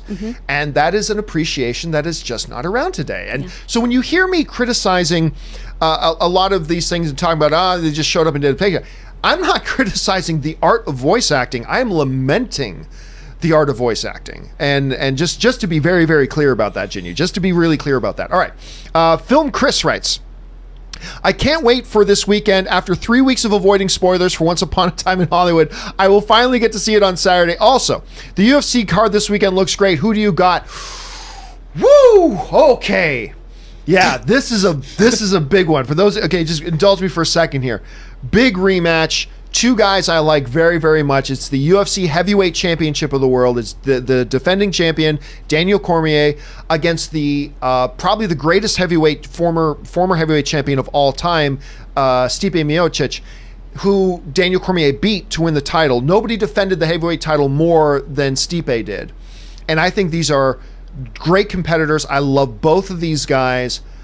I think Stipe actually puts leather on Daniel Cormier's chin this fight, and I don't know that a firehouse stays on its feet once it gets hit clean on the chin by Stipe.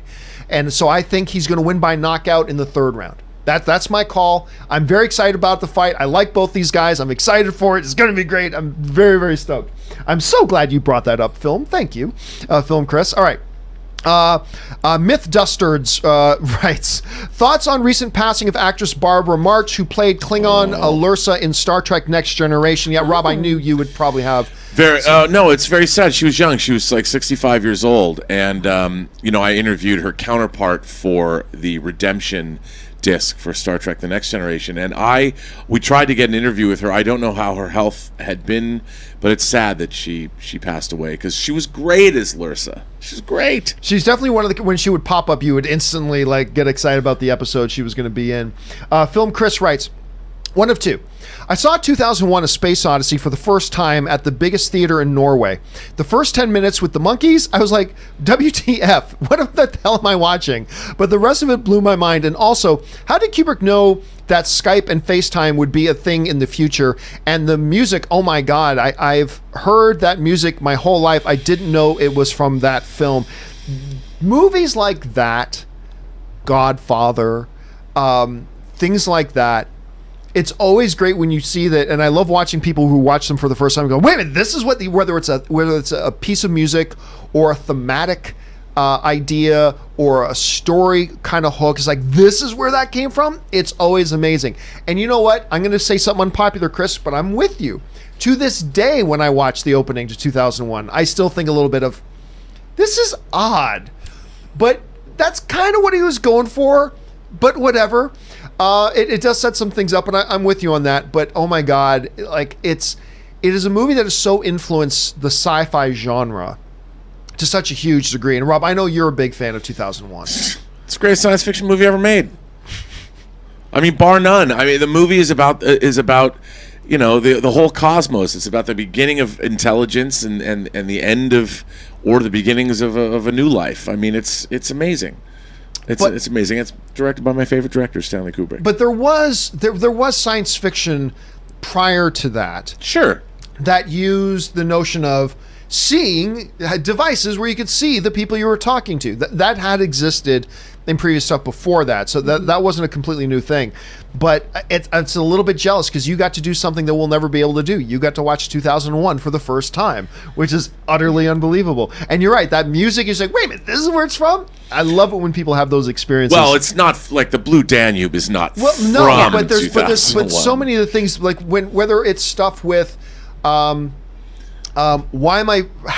even the themes that would play when Hal would be on, right? I've heard that repeated many times throughout the years, right? So it's always really cool when you can hear stuff like that. All right, let's see. Suthius writes, where are we at? Suthius writes, hey guys, so everyone is over the moon and thanking their deities about Harry because everyone is a time traveler and have seen the movie. Look, the thing about Harry Styles is this. Christopher Nolan thought he was decent enough to give him a little role in his movie. And when you watch it, he didn't do bad. It's not like he went out there and stunk the joint up. Granted, it wasn't a big sample size. You didn't get to see really what he could do.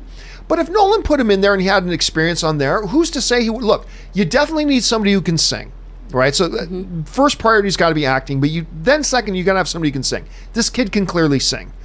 So I'm not by any stretch of the imagination thanking the movie gods that he's not going to be doing. I think he could be fine. Look, honestly, if you hear somebody saying that, what there really are insecure people who like, well, I don't like boy bands in One Direction, so oh God, thank God he's not in that movie. Grow a pair. Come on, grow a pair. Christopher Nolan put him in a movie. He was perfectly fine. He can sing. He can bring something to it. I think I would have been perfectly happy to see him in there, but I'll be perfectly happy to see any one of 100 other guys in there as well. But yeah, I don't get the joy of not seeing him in there because tell me a movie he was in where he sucked. Like, go ahead. Tell me a movie he was in he was sucked. You can't. So that doesn't mean he was the best choice, but I don't see anything wrong with it, Rob. Do you? No. Yeah. Not at all. Chris? I love that One Directioner. He's fine. One Directioner or 1D or D1. What do they call it? 1D. 1D. Which sounds terrible. Yes. Yeah, it's not good. I can't even make a joke Five about boys, that. 1D. No. See, you went there. That was a good did. one. I got to give it up for that. All right, Suthius also writes, saw your little boat ride video on Instagram. Was that Ray asleep on the high-speed boat? You weren't kidding with his sleeping habits. Well, yes. So I put up a video of us booting around because my family has a cottage right on Lake Erie. So we dropped the boat in the water. We got a boathouse and we went booting around. It was a lot of fun. That was Ray, you saw, but he wasn't sleeping. He was trying not to get motion sickness on the water. So he was just laying back with his eyes closed. So I had to basically coax him into taking the boat ride because he didn't want to go. I'm like, come on, it'll be fun. But he was a little terrified, I think. Kick It to the King writes, is The Hunt really canceled, or will it be released in 6 months, or find its way to a new distributor, or straight to Netflix like Mowgli? Okay, this is obviously news that came out days ago, so I didn't make it a topic here today. Let's be honest about The Hunt, okay? Let's be honest about it.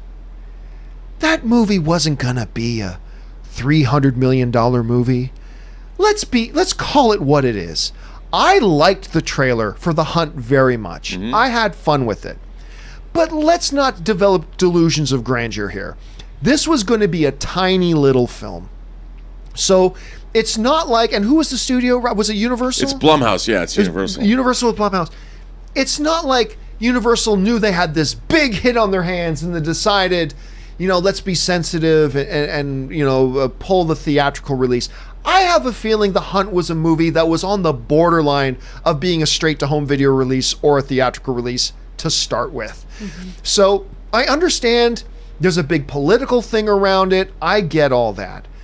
But honestly, I think when you really boil it down, this didn't mean anything. I think ultimately this means next to nothing because I think it was a borderline movie that they probably flipped a coin on as to whether to give it a theatrical release or a straight to home video or streaming service or something.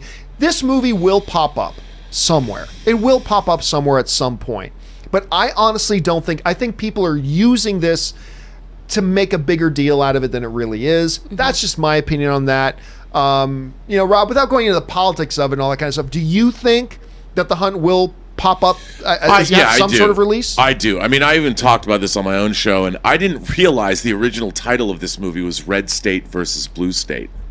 Oh, and I'm like, I didn't know that either. Oh, yeah, I read it in a Hollywood Reporter article today.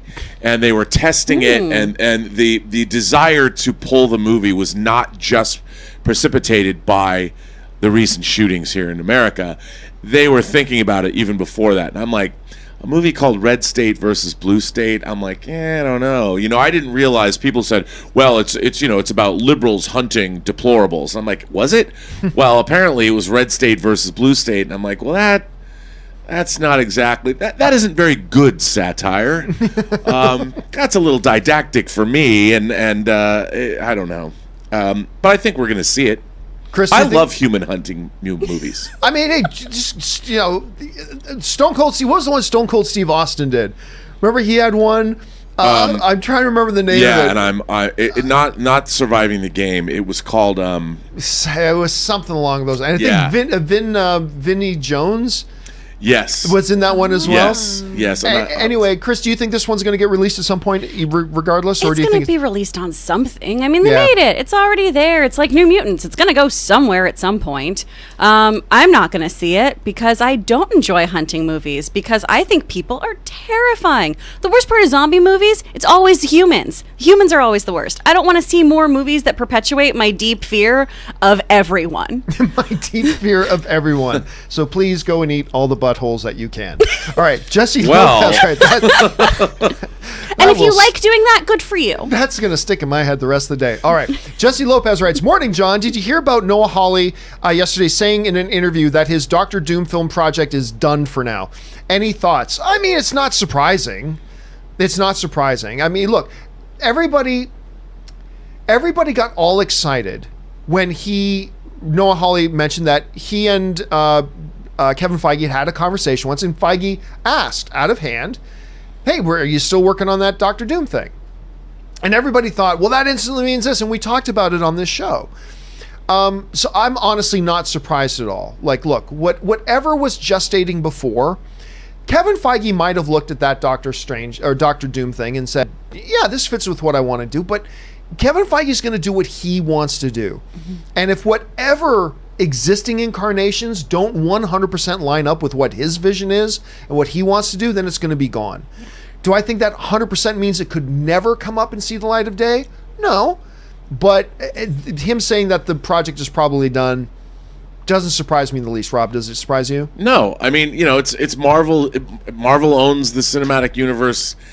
No one's going to make some Doctor Doom one-off without Kevin Feige's approval now. Yeah. So it's exactly, yeah. And I'm not surprised Kevin doesn't want to do it because this guy, he's going to want to do his own thing from scratch and commission his own people, and it's totally understandable. All right, Suthius writes, "I'm more of an ice cream sandwich kind of guy. I love ice cream sandwiches.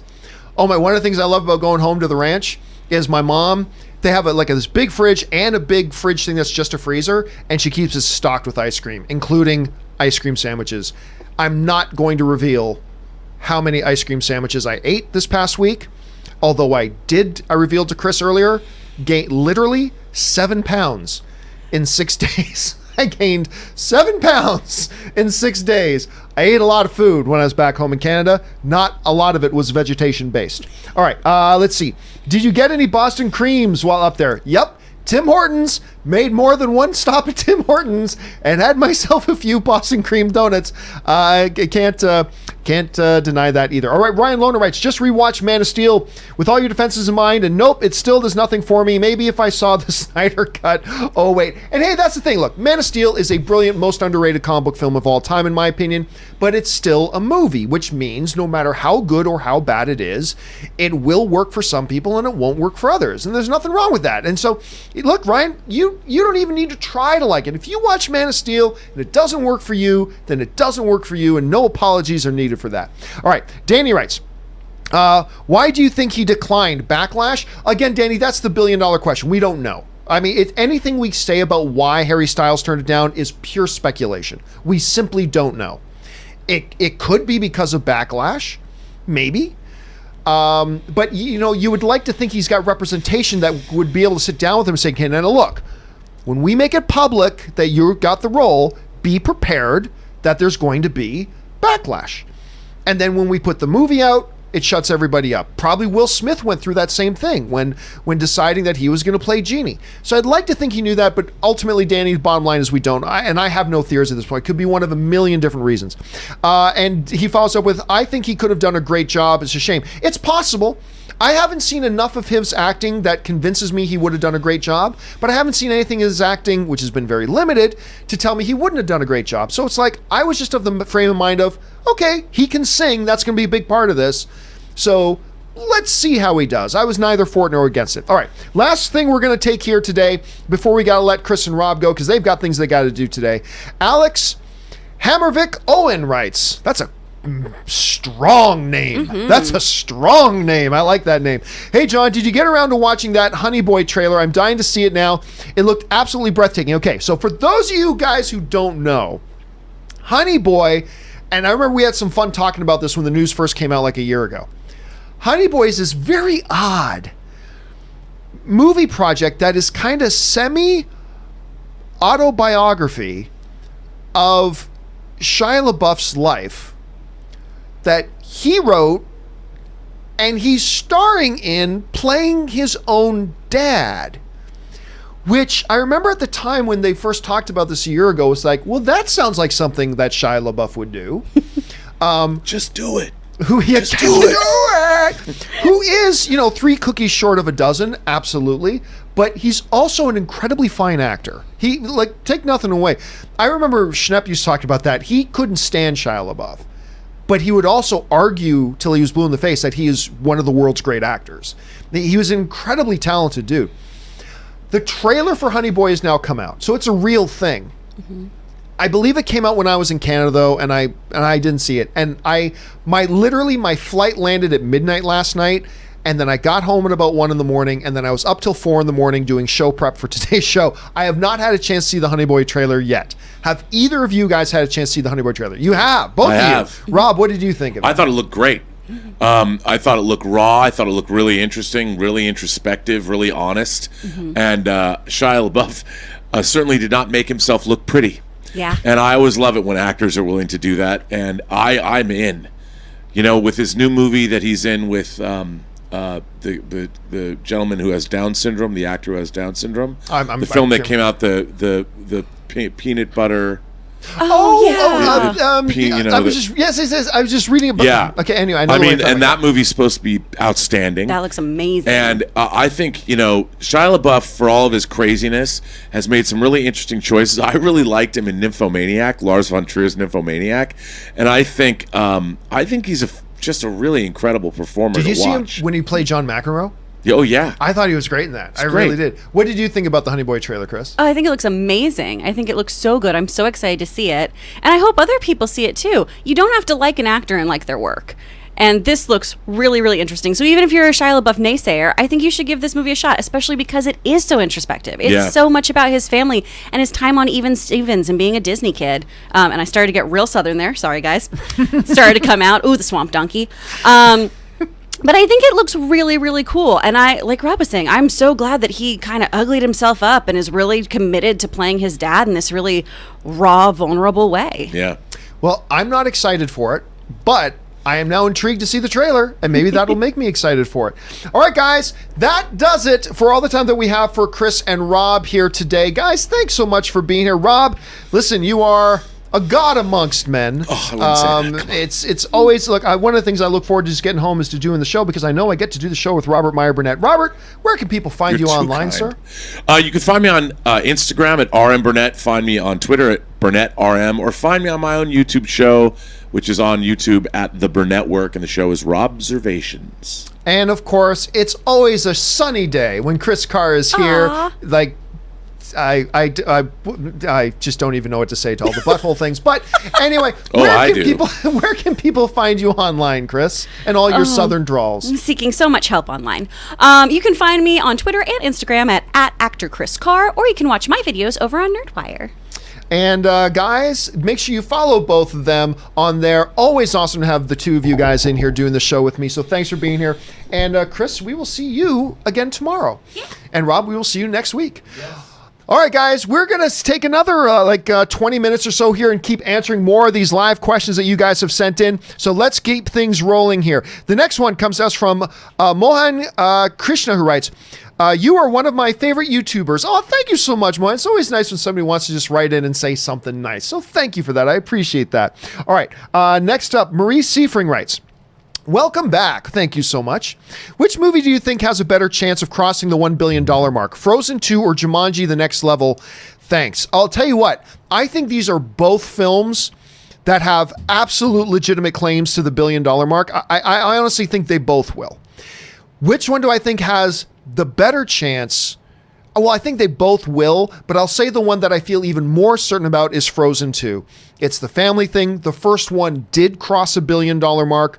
All the Disney stuff coming out right now is all pointing to the $1 billion mark. So while I think they will both join the $1 billion club, I think Frozen 2 has the better chance at it. Right now, I just think it's got more going for it. But make no mistake, I still think Jumanji: The Next Level will also join the $1 billion club. But who knows, right? Like, we might hear that Frozen 2 sucks. If Frozen 2 sucks, and it won't. We might hear Jumanji 2 sucks. And if it does, then it won't. But right now, like guessing from the outside looking in, I'm going to guess that they both do it. All right. Danny writes, Twitter today was a mess. I never knew how much influence this guy had on people. I hope Disney can find a guy that brings the same excitement. I guess you're talking about the Harry Styles. Guys, remember, when you put in something, make sure you tell me what we're talking about. I haven't seen people talking about it on Twitter all that much yet, but then again, I've only been home for a few hours since I got off the flight coming home. But look, I think whoever Disney gets, it'll probably be somebody that most people will get on board with. I mean, look, no casting will get universal approval. Doesn't happen. Just won't happen. Except for J.K. Simmons coming back to play J. Jonah. That's the only thing that's going to get universal approval. But I think they'll probably get somebody that's have a lot of universal appeal. So we'll see how that all turns out. Andres Morin writes, Rob, what do you think of My Hero Academia? And you just missed Rob. He just stepped out. But I can tell you, he and I have talked about that before. And as long as I'm remembering it correctly, he actually likes My Hero Academia quite a bit. So does my wife. My wife loves it. She's trying to get me to watch it. Casinema Reviews writes, did you see College Humor's Movie Pass CEO sketch? If you're talking about the ones that have been around for a long time, they've done several of them, then, hey guy, please stop using movie. Like, if you're talking about that one, then I have seen those. If this is a different one, then no. But if it's the one I'm thinking of, they've put out several of those sketches, and they're actually pretty damn funny. Willow Yang writes, will there be a spoiler discussion for The Kitchen? I just want to see Ray popping in to shout awful. Here's the thing. I saw a press screening of The Kitchen on Thursday night, and then I had to go right from the movie theater directly to the airport because I was taking a late flight to go up to Canada. So I didn't have time to do a proper review, but I did one of those 1 minute quick, just out of the theater reviews on my phone as I was walking through the airport. And I did not like The Kitchen at all. And you guys know how excited I was for that movie. I love the three leads. I thought the idea of the movie was great. It was just very, very poorly executed. It was a poorly executed film. It's a bad movie, unfortunately. I wish I had better things to say about it, but unfortunately I can't. And as I'm doing that, Ray, who's walking with me and Ann and Ryan through the airport, sticks his head in. Awful! It was pretty funny. You have to see it, but it's up on the YouTube channel. I put it up on the YouTube channel. James Classman writes, would watching episodes of The Boys on a flight be a bad idea? It doesn't seem appropriate, and also it's something I never thought of till now. See, that's a classic question, James, because, and as somebody who just got off an airplane, should you watch R-rated stuff while on a plane? Now, when I go to Canada, I fly Air Canada. the back of every Air Canada seat has a built-in entertainment unit with like 40 or 50 movies on it and a bunch of TV you can watch and blah, blah. And a lot of them, some of them are R-rated stuff. And I remember always thinking, should you watch that stuff? Particularly if it's something that's got nudity or sex or whatever, blah, blah, blah. And you know what? I can see arguments for both sides, but nobody can hear what you're watching. You're put in your headphones, so nobody can hear what you're watching. So who cares if there's a lot of swearing? It doesn't matter. And as far as whether there's graphic stuff on it, you know what? If your kid is looking over the back of my seat to watch what's on my screen instead of what's on their own screen, then that's your fault. Have your kids sit down in the airplane, put on something for them to watch. It's not my responsibility to make sure your kid doesn't watch my screen. My screen is my screen. And if you don't want, now it's different if it was just a loudspeakers, not headphones, because then you can't help but hear it. But I've got my headphones in. Your kid can't hear the audio. So it doesn't matter what kind of bloody violence or sexual content or whatever is on my screen, because if you don't want your kid seeing it, then make sure your kid isn't walking up and down the aisles looking at everybody's screen, right? That's not my responsibility. So, yeah, I think watching... Now, if you're talking about because of that, then I say no, it's no problem. If you're talking about that because of the plane scene, that's a different thing. It kind of reminds me, the first time I saw Perfect Storm with George Clooney and Mark Wahlberg, I was actually on a cruise. I was on a cruise, and the big movie night, they were playing The Perfect Storm, and I remember watching that. It's like, I wonder if this is the best movie to be watching on a boat at sea. Don't know. That's a good question. I didn't even think about it, to be honest. I wouldn't even think about it on that level. All right. Mrinal Alir writes, have you ever tried watching any Bollywood movies? Yeah, we've talked about on the show that, one and two of the AMC theaters close to here would play some Bollywood stuff now and again. And I remember me and Schnepp stuck our nose in a few times watching. Like, I will admit, a lot of it goes over my head. It's a cultural difference, all that kind of stuff. But I could appreciate what's going there. But I'm not going to lie and say that I know all about Bollywood. I don't. I've gone in and watched a couple and all that kind of stuff. And I've enjoyed what I've watched. Let's see. Stephen Turner writes, love the idea of Ariel and Eric being different races. I think the mermaid human love can be a metaphor for interracial relationships and could be an added layer that wasn't in the animated thoughts. Well, I remember, look, the important thing to keep in mind here, remember, you're talking about somebody who's in an interracial marriage.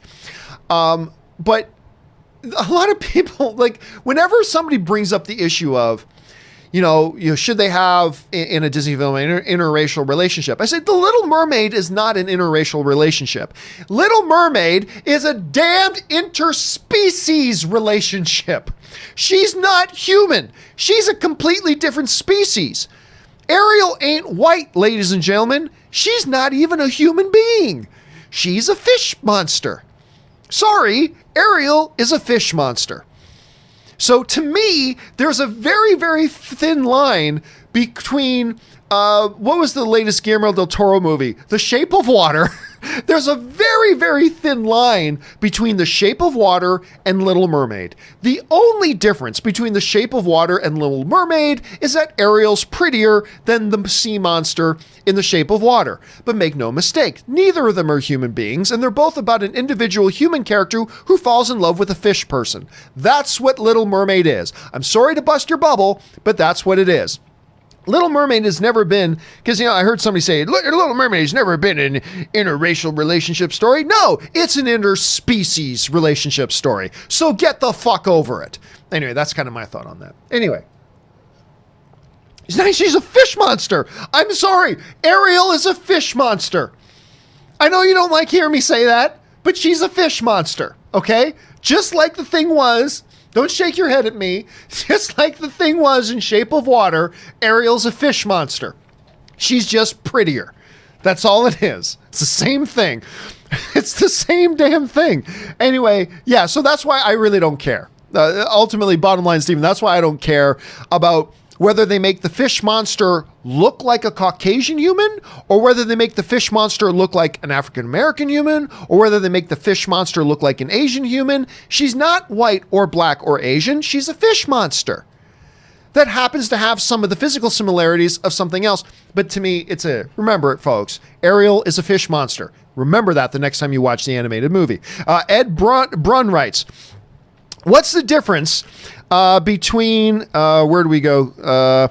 What's the difference between Disney making Spider-Man and allowing Sony to distribute it, than Disney making a Hulk movie and Universal to distribute? There's a big, massive difference there. And the big, massive difference there is this. Sony has all the rights to Spider-Man. Sony has the production rights and Sony has the distribution rights. They have now a current deal to allow Disney to produce a movie, but the production rights still belong to Sony. They just allow Disney to produce. That's a different thing from Universal. Universal does not have the production rights. Disney doesn't have to enter into an agreement with Universal to have the right to produce a Hulk movie. Disney, right now, today, can make a standalone Hulk movie and allow Universal to distribute it. Universal has the distribution rights. So any Hulk movie that Disney makes, Universal has to be allowed to do that, right? So there's a big fundamental difference between them on that. And Disney is just at the place where, well, look, we don't want to have somebody else distributing our films. We don't want somebody else distributing our films. Spider-Man belongs to Sony. That's not the situation with the Hulk, right? So there's kind of a fundamental difference. Plus, it allows, right now, Disney can use Hulk in their movies as long as it's not a standalone Hulk movie. But I'll tell you what, straight up, I'm not interested in a standalone Hulk movie anymore. I love the Russo brothers. Love them. I love the movies they've made. I love their MCU movies. I love them. But as much as I love them, I will say this. They've ruined the Hulk for me. I'm no longer interested. I have no more interest in a standalone Hulk film. None. Zero. No more. They've ruined the Hulk for me. They completely gutted the Hulk. They didn't use him at all in Infinity War. Then they completely sat him on the bench again in Endgame, and now he's Professor Hulk, and I have no interest in that character. The only person that used Hulk at all well since Joss Whedon is Taika Waititi. Taika Waititi gave us a great Hulk who would run in and attack the giant planet-destroying Surtur and actually almost knocked him out with one punch, right? That's the Hulk I want. So I quite frankly, Ed, I don't even have any interest in a standalone Hulk movie because to me, the Russo brothers ruined him. They ruined him. I still love their movies. I still love them entirely. 100% I still love their movies and I still love them.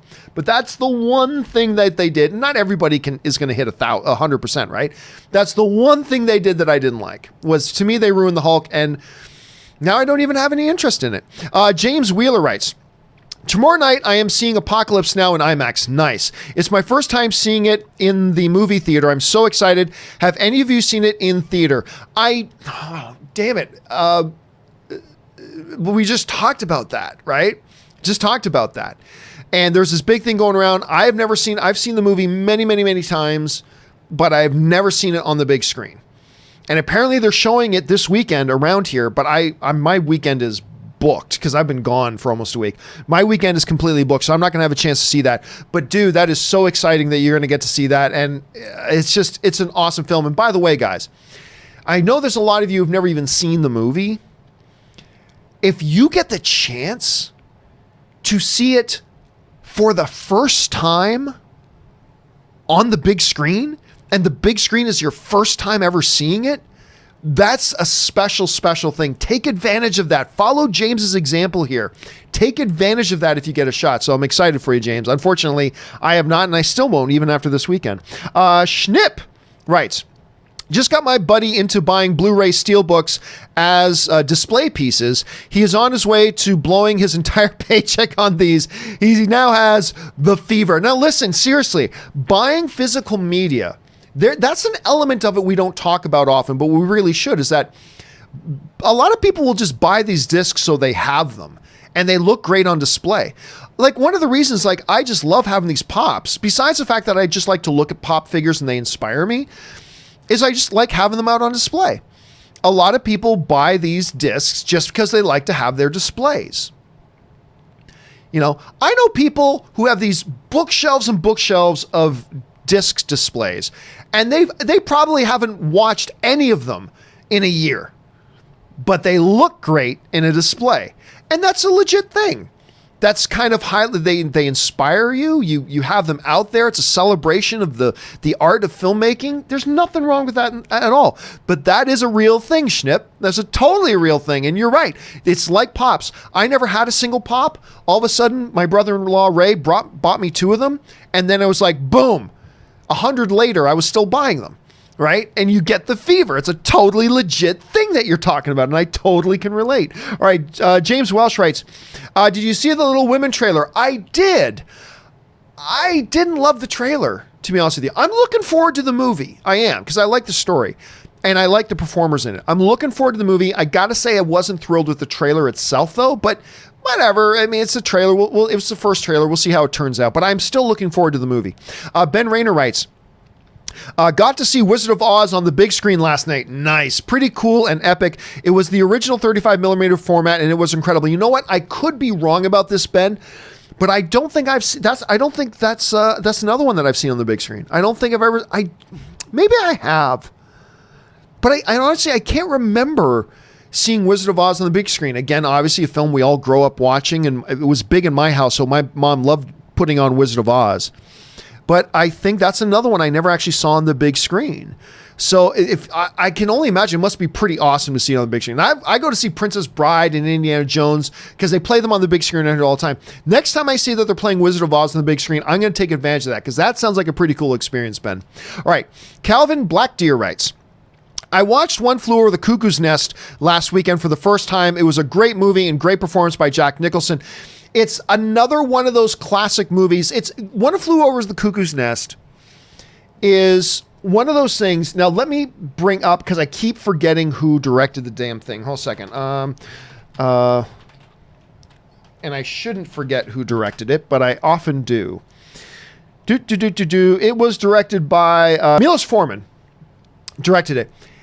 A lot of times people will ask me, hey, you know, I've only really been getting into movies a lot the last few years. What are some films that I've got to have in my repertoire? What are some films I really got to watch? And that's one of the films that a lot of people often put on that list.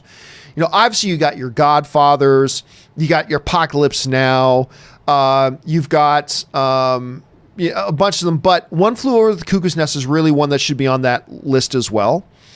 And good on you watching it for the first time, man. That's great. All right, Murray Reich writes, great to have you back, sir. Thank you so much, Murray. It's good to be back. Have you seen the trailer to Dolomite? It's my Is My Name, starring Eddie Murphy. I'm happy to see him coming back in his career. We talked about that a little bit earlier in the show, and yeah, I really did dig it. I got to admit, you know, we've been talking about the movie a little bit recently because, you know, reports came out that he was doing the movie and a little bit of description of what it was, and I wasn't all that excited for it. I mean, it sounded interesting and everything, but then the trailer came out. And it's like, now I see what you were doing. Now I see what you're going for. And it looks great. Now, again, the movie may be a disaster. It might totally suck. But I'll tell you what, this trailer, again, the job of a trailer is to take wherever your excitement level is, it doesn't matter how high or how low it is, the job of a trailer is to take your excitement level wherever it is and bump it up a couple of notches. This trailer certainly did that for me, because now I went from being, yeah, maybe I'll check it out, whatever. Then I saw the trailer and now it's like, oh my God, I can't wait for this movie. I cannot wait for this movie. So that's kind of where I'm at right now. Murray then follows up and writes, just finished watching Doom Patrol and I love it. The dynamic between the group, specifically Cliff, is my standout guy. And you got Timothy Dalton too. I actually think they underused Timothy Dalton in that a little bit. Now I get it. It's difficult because all the characters are so great. All the characters are great. You know, I think you could give Mr. Nobody more screen time.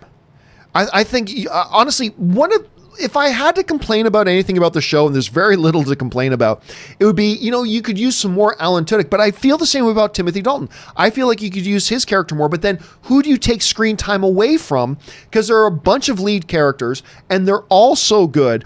And I'll tell you what, the highlight for me, amongst all the ridiculousness in the show, and the I flex the wrong muscle, and you know, here come the butts, and all that kind of stuff, to me, the best thing about this show is the dynamic between Cliff and Jane. That's to me, that's the heartbeat of the show. And amongst all its ridiculousness, it's that core dynamic in that relationship. And I just fall in love with it more and more as the show progressed. So cannot wait for season 2. I'm glad you got caught up on it, Murray. All right. Peter Tennant writes, last Friday, I did Jaws in concert. Oh, that's great. Where they orchestrated to the film. They did it on Martha's Vineyard. Oh, that's awesome. What a perfect place to do that. Where I live. It was incredible. Made it a top 5 film. Have you ever done any films in concert? Oh, I talk about them all the time, Peter. Like every year. Not only is it great because I go to these John Williams things, but John Williams, it seems like the last couple of years, every year he takes a chunk of one of the movies and plays a chunk of the movie while his orchestra plays over it. But I've gone to Star Wars in concert several times. I've even gone to Harry Potter in concert, been to an E.T. in concert, I've been to a number of them. It's always a fun experience. To be there in a theater, particularly it's great when it's an outdoor place, like the Hollywood Bowl in Hollywood, and have the movie playing on the big screen without the soundtrack, but there's a live orchestra there playing the music with the movie. It's a fabulous experience. And seeing it for Jaws at Martha's Vineyard, that sounds outstanding. I wish I could do that because that sounds just perfect, Peter. All right. Just got a few minutes left here, guys. Murray Reich writes, of all the movies that have positive reviews on Rotten Tomatoes, I never would have dreamt it would be Dora the Explorer and Angry Birds 2. I know, but see, that's why there are two different parts. There is our expectation, which it's totally fair to look at a movie and say, I think that's going to be awesome, or to look at it and say, I think that's going to suck. It's totally fair to do that. But that's one part. Then once the movie comes out, it's a totally separate thing to say whether the movie is awesome or whether the movie does suck. Now look, I haven't seen Dora the Explorer, and I have no intention of it. I have no intention of watching it. That movie is clearly not for me, and I just think it looked terrible, and I have no desire to watch it. But I can't say that the movie is bad because I haven't seen it. I just know I have no interest in it.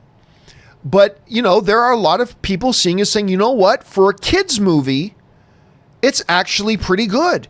And there's a lot of people saying that. And that's why you got to keep those things separate. Expectation, totally fair. But then reality, you got to keep that separate from expectations. Just because you expected something to be great, like I thought The Kitchen would be great, doesn't mean the reality is that it's great because I thought it was terrible.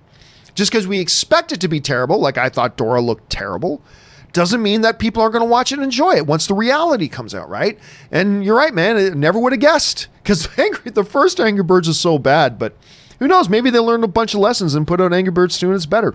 Robbie Rocket writes, the funniest I've seen Deadpool was on Ultimate Spider-Man on the Disney Channel. It could be hilarious watching him work around a PG-13 censorship.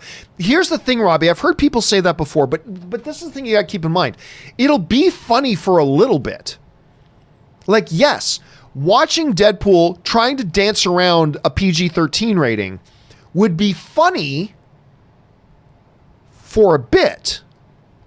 But I got a feeling that novelty will run out eventually. Right? It'll be funny whether it's for a few minutes or a half hour or an hour watching Deadpool do this gimmick and this shtick of, he's an R-rated guy, but trying to keep it all PG-13. But I just have this feeling that gimmick and that shtick and the novelty of that will run out. Whether it'll run out in a few minutes, whether it'll run out in a half hour, whether it'll run out in an hour. At some point, it's going to run out. And I'm just not sure how hilarious it would be over 5 movies, Again, I think you could have started Deadpool as PG-13 and been okay. But now that we live in a world where we've had 2 Deadpool movies, very, very rated R, and people love them, it's going to be difficult to backtrack that back now. So I don't know. We'll have to wait and see how it goes. All right. Next one up. Gabriel Reed writes, John, missed you, man. Thank you so much, Gabriel. I appreciate it. I miss doing the show. Don't get me wrong, I love being on vacation because I very rarely get any vacation time. But I do always look forward to coming back and doing the show again because I love doing the show and I miss you guys. So thank you so much for that, Gabriel. Gabriel also follows up and writes, I don't care what people say. Armageddon is a fun movie. Sure, it's loaded with Bayisms, but it's a lot of fun. I wish more people talked about it. Dude, I'll tell you what, it is one of my guilty pleasure movies. I like Armageddon. Don't want to close my eyes. I love that one. Leaving on a jet plane. I like Armageddon. Sue me. I think that's a fun, funny movie. There are some Michael Bay movies that I think are pretty strong. I think Armageddon is strong. The Rock is obviously great. I love The Rock. And yes, you're right. Armageddon is loaded with a bunch of Bayisms, but I like Armageddon, and I'm not ashamed to say it. Not ashamed to say it. I think it's a fun movie. Anyway, Robbie Rocket writes, in Superman the comic strip hero, Siegel, sitting next to Joe Shuster, talks about how he created Superman before presenting it to Shuster. Everything from the Clark Superman alter egos, the Lois Lane love interest, even the S on his chest and cape. I mean, true, but you look, whenever you have something that is created by multiple people, the first idea or element always comes from one of the people, right? But then there's a lot of things that then get fleshed out by the other person or other people on the team, depending on who you're talking about, that in total encompasses what we think of when we think of X property. In this case, it's Superman. And there's a reason why it's always gone down to the two of them, because they both brought a lot to the table, even though the first idea may have come from one of them. Keep that in mind. All right. Sharan Aurora writes, anime recommendation, Vinland Saga. In the era of Vikings, Thorfinn, son of the greatest warrior, trains during his boyhood to get revenge for the murder of his father. That sounds like a classic kung fu movie, right? Because the classic kung fu motif is you killed my master, I will now kill you. Like, it's the best kung fu movies are when a former student is out for revenge for their murdered master, right? That's the best. So why not put that into but instead of in the kung fu era, it's the Viking era, which I think is pretty cool, and put that into an anime. That sounds pretty interesting. And I wouldn't be surprised at all if Chris Carr already knows this one, or at least knows some people who do the voices in it, because she's connected to that world. But that sounds intriguing, Sharon. Thank you for sharing that. All right. Kendall Barker writes, Pennyworth is so much better than it has any business being. Rated TV MA and gives Game of Thrones a run for its money. First 3 episodes are free through Amazon Prime. Give it a shot. First episode will hook you. I'll tell you what, Kendall, you know what? Done. I'm gonna watch the first episode at least of Pennyworth today. Pennyworth is a show that I never understood why it even exists. Why the hell are you doing this Pennyworth show? But once the first episode came out, I heard a lot of people going, you know what? This Pennyworth show is pretty good. I'm hearing a lot of people say that. So it got me intrigued. It's been in the back of my head, but I'll tell you what, Kendall, you've put me over the edge. I'm going to watch the first episode today. I've just heard too many people say it's great, which is shocking to me because I think the entire idea for the show is stupid, but everybody is saying how good it is. So today I'm going to jump on Amazon Prime and I'm going to watch at least the first episode. If I like it, then maybe I'll watch the second episode, maybe the third, but I've just, you pushed me over the edge, Kendall. I'm going to start watching it today. And then I'll let you guys know what I think about it. But I'm just hearing so many good things. All right. Justin Kuehler writes, one of 2. Hello, Mr. Campea. Hello, Justin. You're one of 2 shows I watch on YouTube. The second channel I watch is Beyond the Trailer with Grace Randolph. She does the same exact type of show you do, movie news and all that jazz. First, do you know Grace? Second, would you do a show with her? Well, look, let me be honest here. Grace and I, we're oil and water. Grace and I are oil and water. Would I do a show with Grace? No. Would Grace do a show with me? No. But we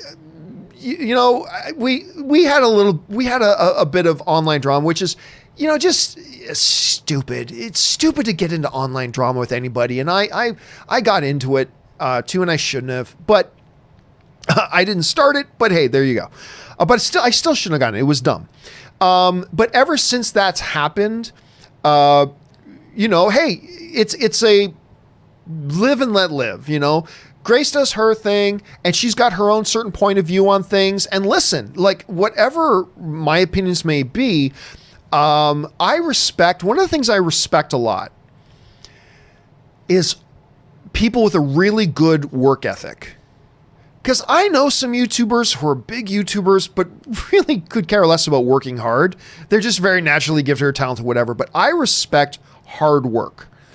And you can't, whatever your opinion is of Grace, one of the things I think you cannot take away, and one of the things I respect, is you can tell that that's an individual that works their ass off. And that is always ranks really high in my books. That ranks really high in my books. And it's clear that over there, she's got a really good, strong work ethic that I respect a great deal. And no, you're never going to see Grace and I do any videos together. You're never going to see collaborations between me and Grace Randolph. That's not going to happen. But that doesn't mean I can't respect elements of what she does and the work ethic she has. And if you're somebody who likes watching Grace, that's great. There's all types of room in the world for different movies and movies opinions. And there's all types of room in the world for all types of different YouTube channels and all that kind of stuff. So I'm glad you've got multiple YouTube channels that you can watch and enjoy. All right, let's move on here. Let's see here. Lincoln Johnson writes, Friday can't get here fast enough. Mindhunter season 2 is coming. John, how excited are you? I'm so excited. Now, what sucks for me is I've got a very packed weekend, and I know I'm not going to be able to watch any of Mindhunters for the first 3 or 4 or 5 days that it's out, which sucks. But I cannot believe how much I liked season 1. It really surprised me. I didn't even know what it was about when I was starting to watch it. And I just so impressed with it. I've been very excited for season 2. So I can't start watching it this Friday, but I'm very excited that it's going to be out and I'm going to be able to start watching it pretty soon. So yes, Lincoln, pretty hyped. All right. Ike Moore writes, do you think D23 will give us any information about Fox future, or is it still too early? No, I don't think D23 is the type of event for drama. I don't think there's going to be any drama.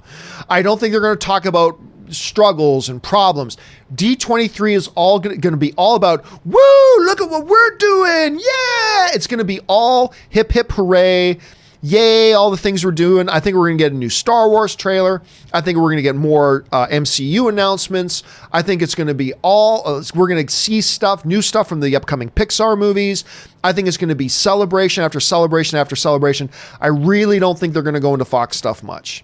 I don't think they're going to use D23 for that. Now, maybe I'm wrong, and maybe they will. But I don't think they will. All right. Jim Jambaroo writes, over under 40%.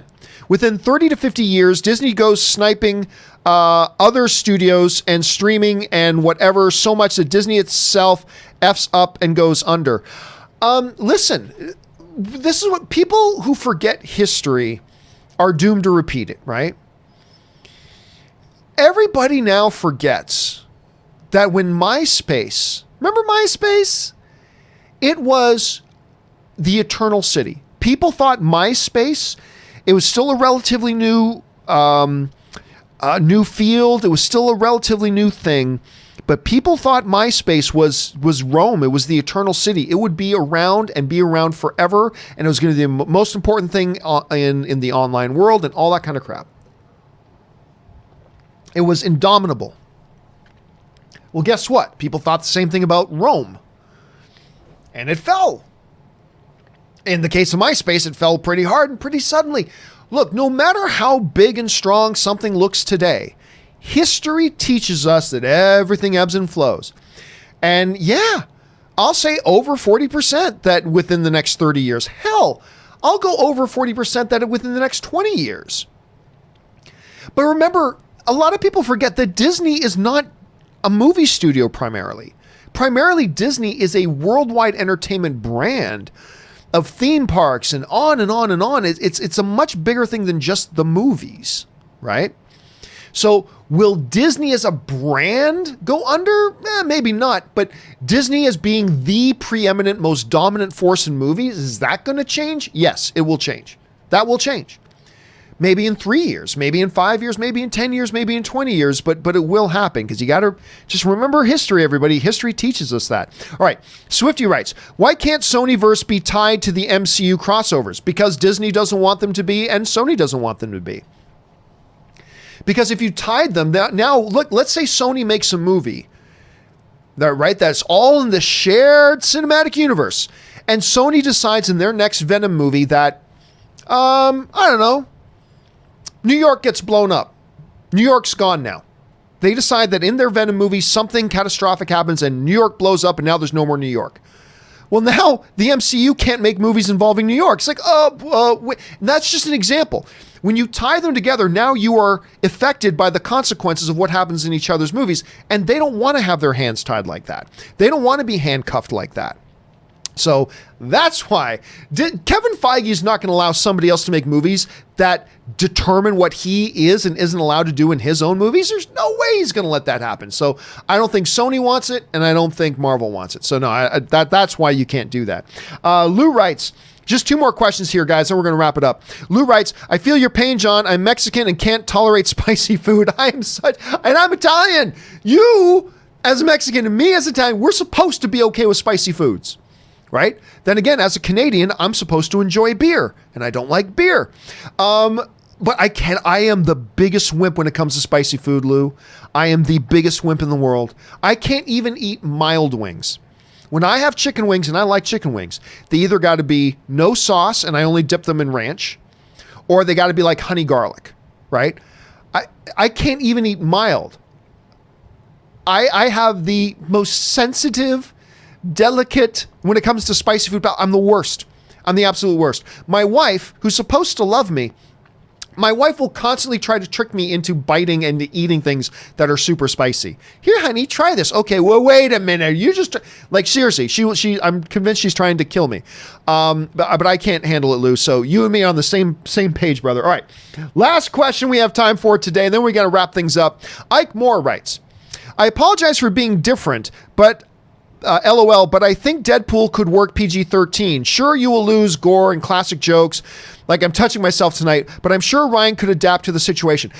Listen, here's the thing, Ike. I was one of the guys, before the first Deadpool movie came out and before that they announced Deadpool would be rated R, I was one of the guys, when it was still a question mark about whether it would be PG-13 or rated R, I always said, look, I prefer it to be R, but PG-13 can work. It can work. And I believe it could have. I think R would have been better, but I think PG can work. This is before the first Deadpool came out. And I stand by that. But it's different today. Because at the time, we lived in a world where we never had Deadpool out there before. So we were waiting to get our first exposure to what Deadpool on the screen was going to be. Today, we live in a world where we've had 2 Deadpool movies that are very, very rated R and that people loved and they're beloved. And now we live in a world now that we have a certain expectation about what Deadpool's going to be like on the big screen, right? We didn't have that before, but we do now. So I think it's going to be more difficult today to make Deadpool PG-13 and have people accept it and embrace it than they would have 5 years ago, before we ever had any expectations of what Deadpool on the screen was going to be. I just think it's going to be more difficult today. You can do it, and I certainly believe you could have done it before. I just think it's even harder to do it today, because now you've made Deadpool movies that people love. And they're very rated R. And it's going to be challenging. It's going to be challenging. So I'm not saying it's impossible, but it's going to be that extra challenging because now you have expectations and before you didn't. And it's going to be interesting to see what they do with it. All right, guys, listen. For everybody else who has sent in questions, from Austin Wayne Scott, Marcos Funes, all the way down, do not worry. Everybody who sent in a question today, they will be answered today in a video. I'm going to do companion video a little bit later today. I actually still have some companion video questions left over from before I went on vacation. I just didn't have time to do them. So I'm going to get caught up on those and all the questions that you guys sent in today. They will be answered later this afternoon in my companion video. So keep your eyes open for that. All right, guys. that will do it for my first episode back now that I'm back from vacation of the John Campea Show.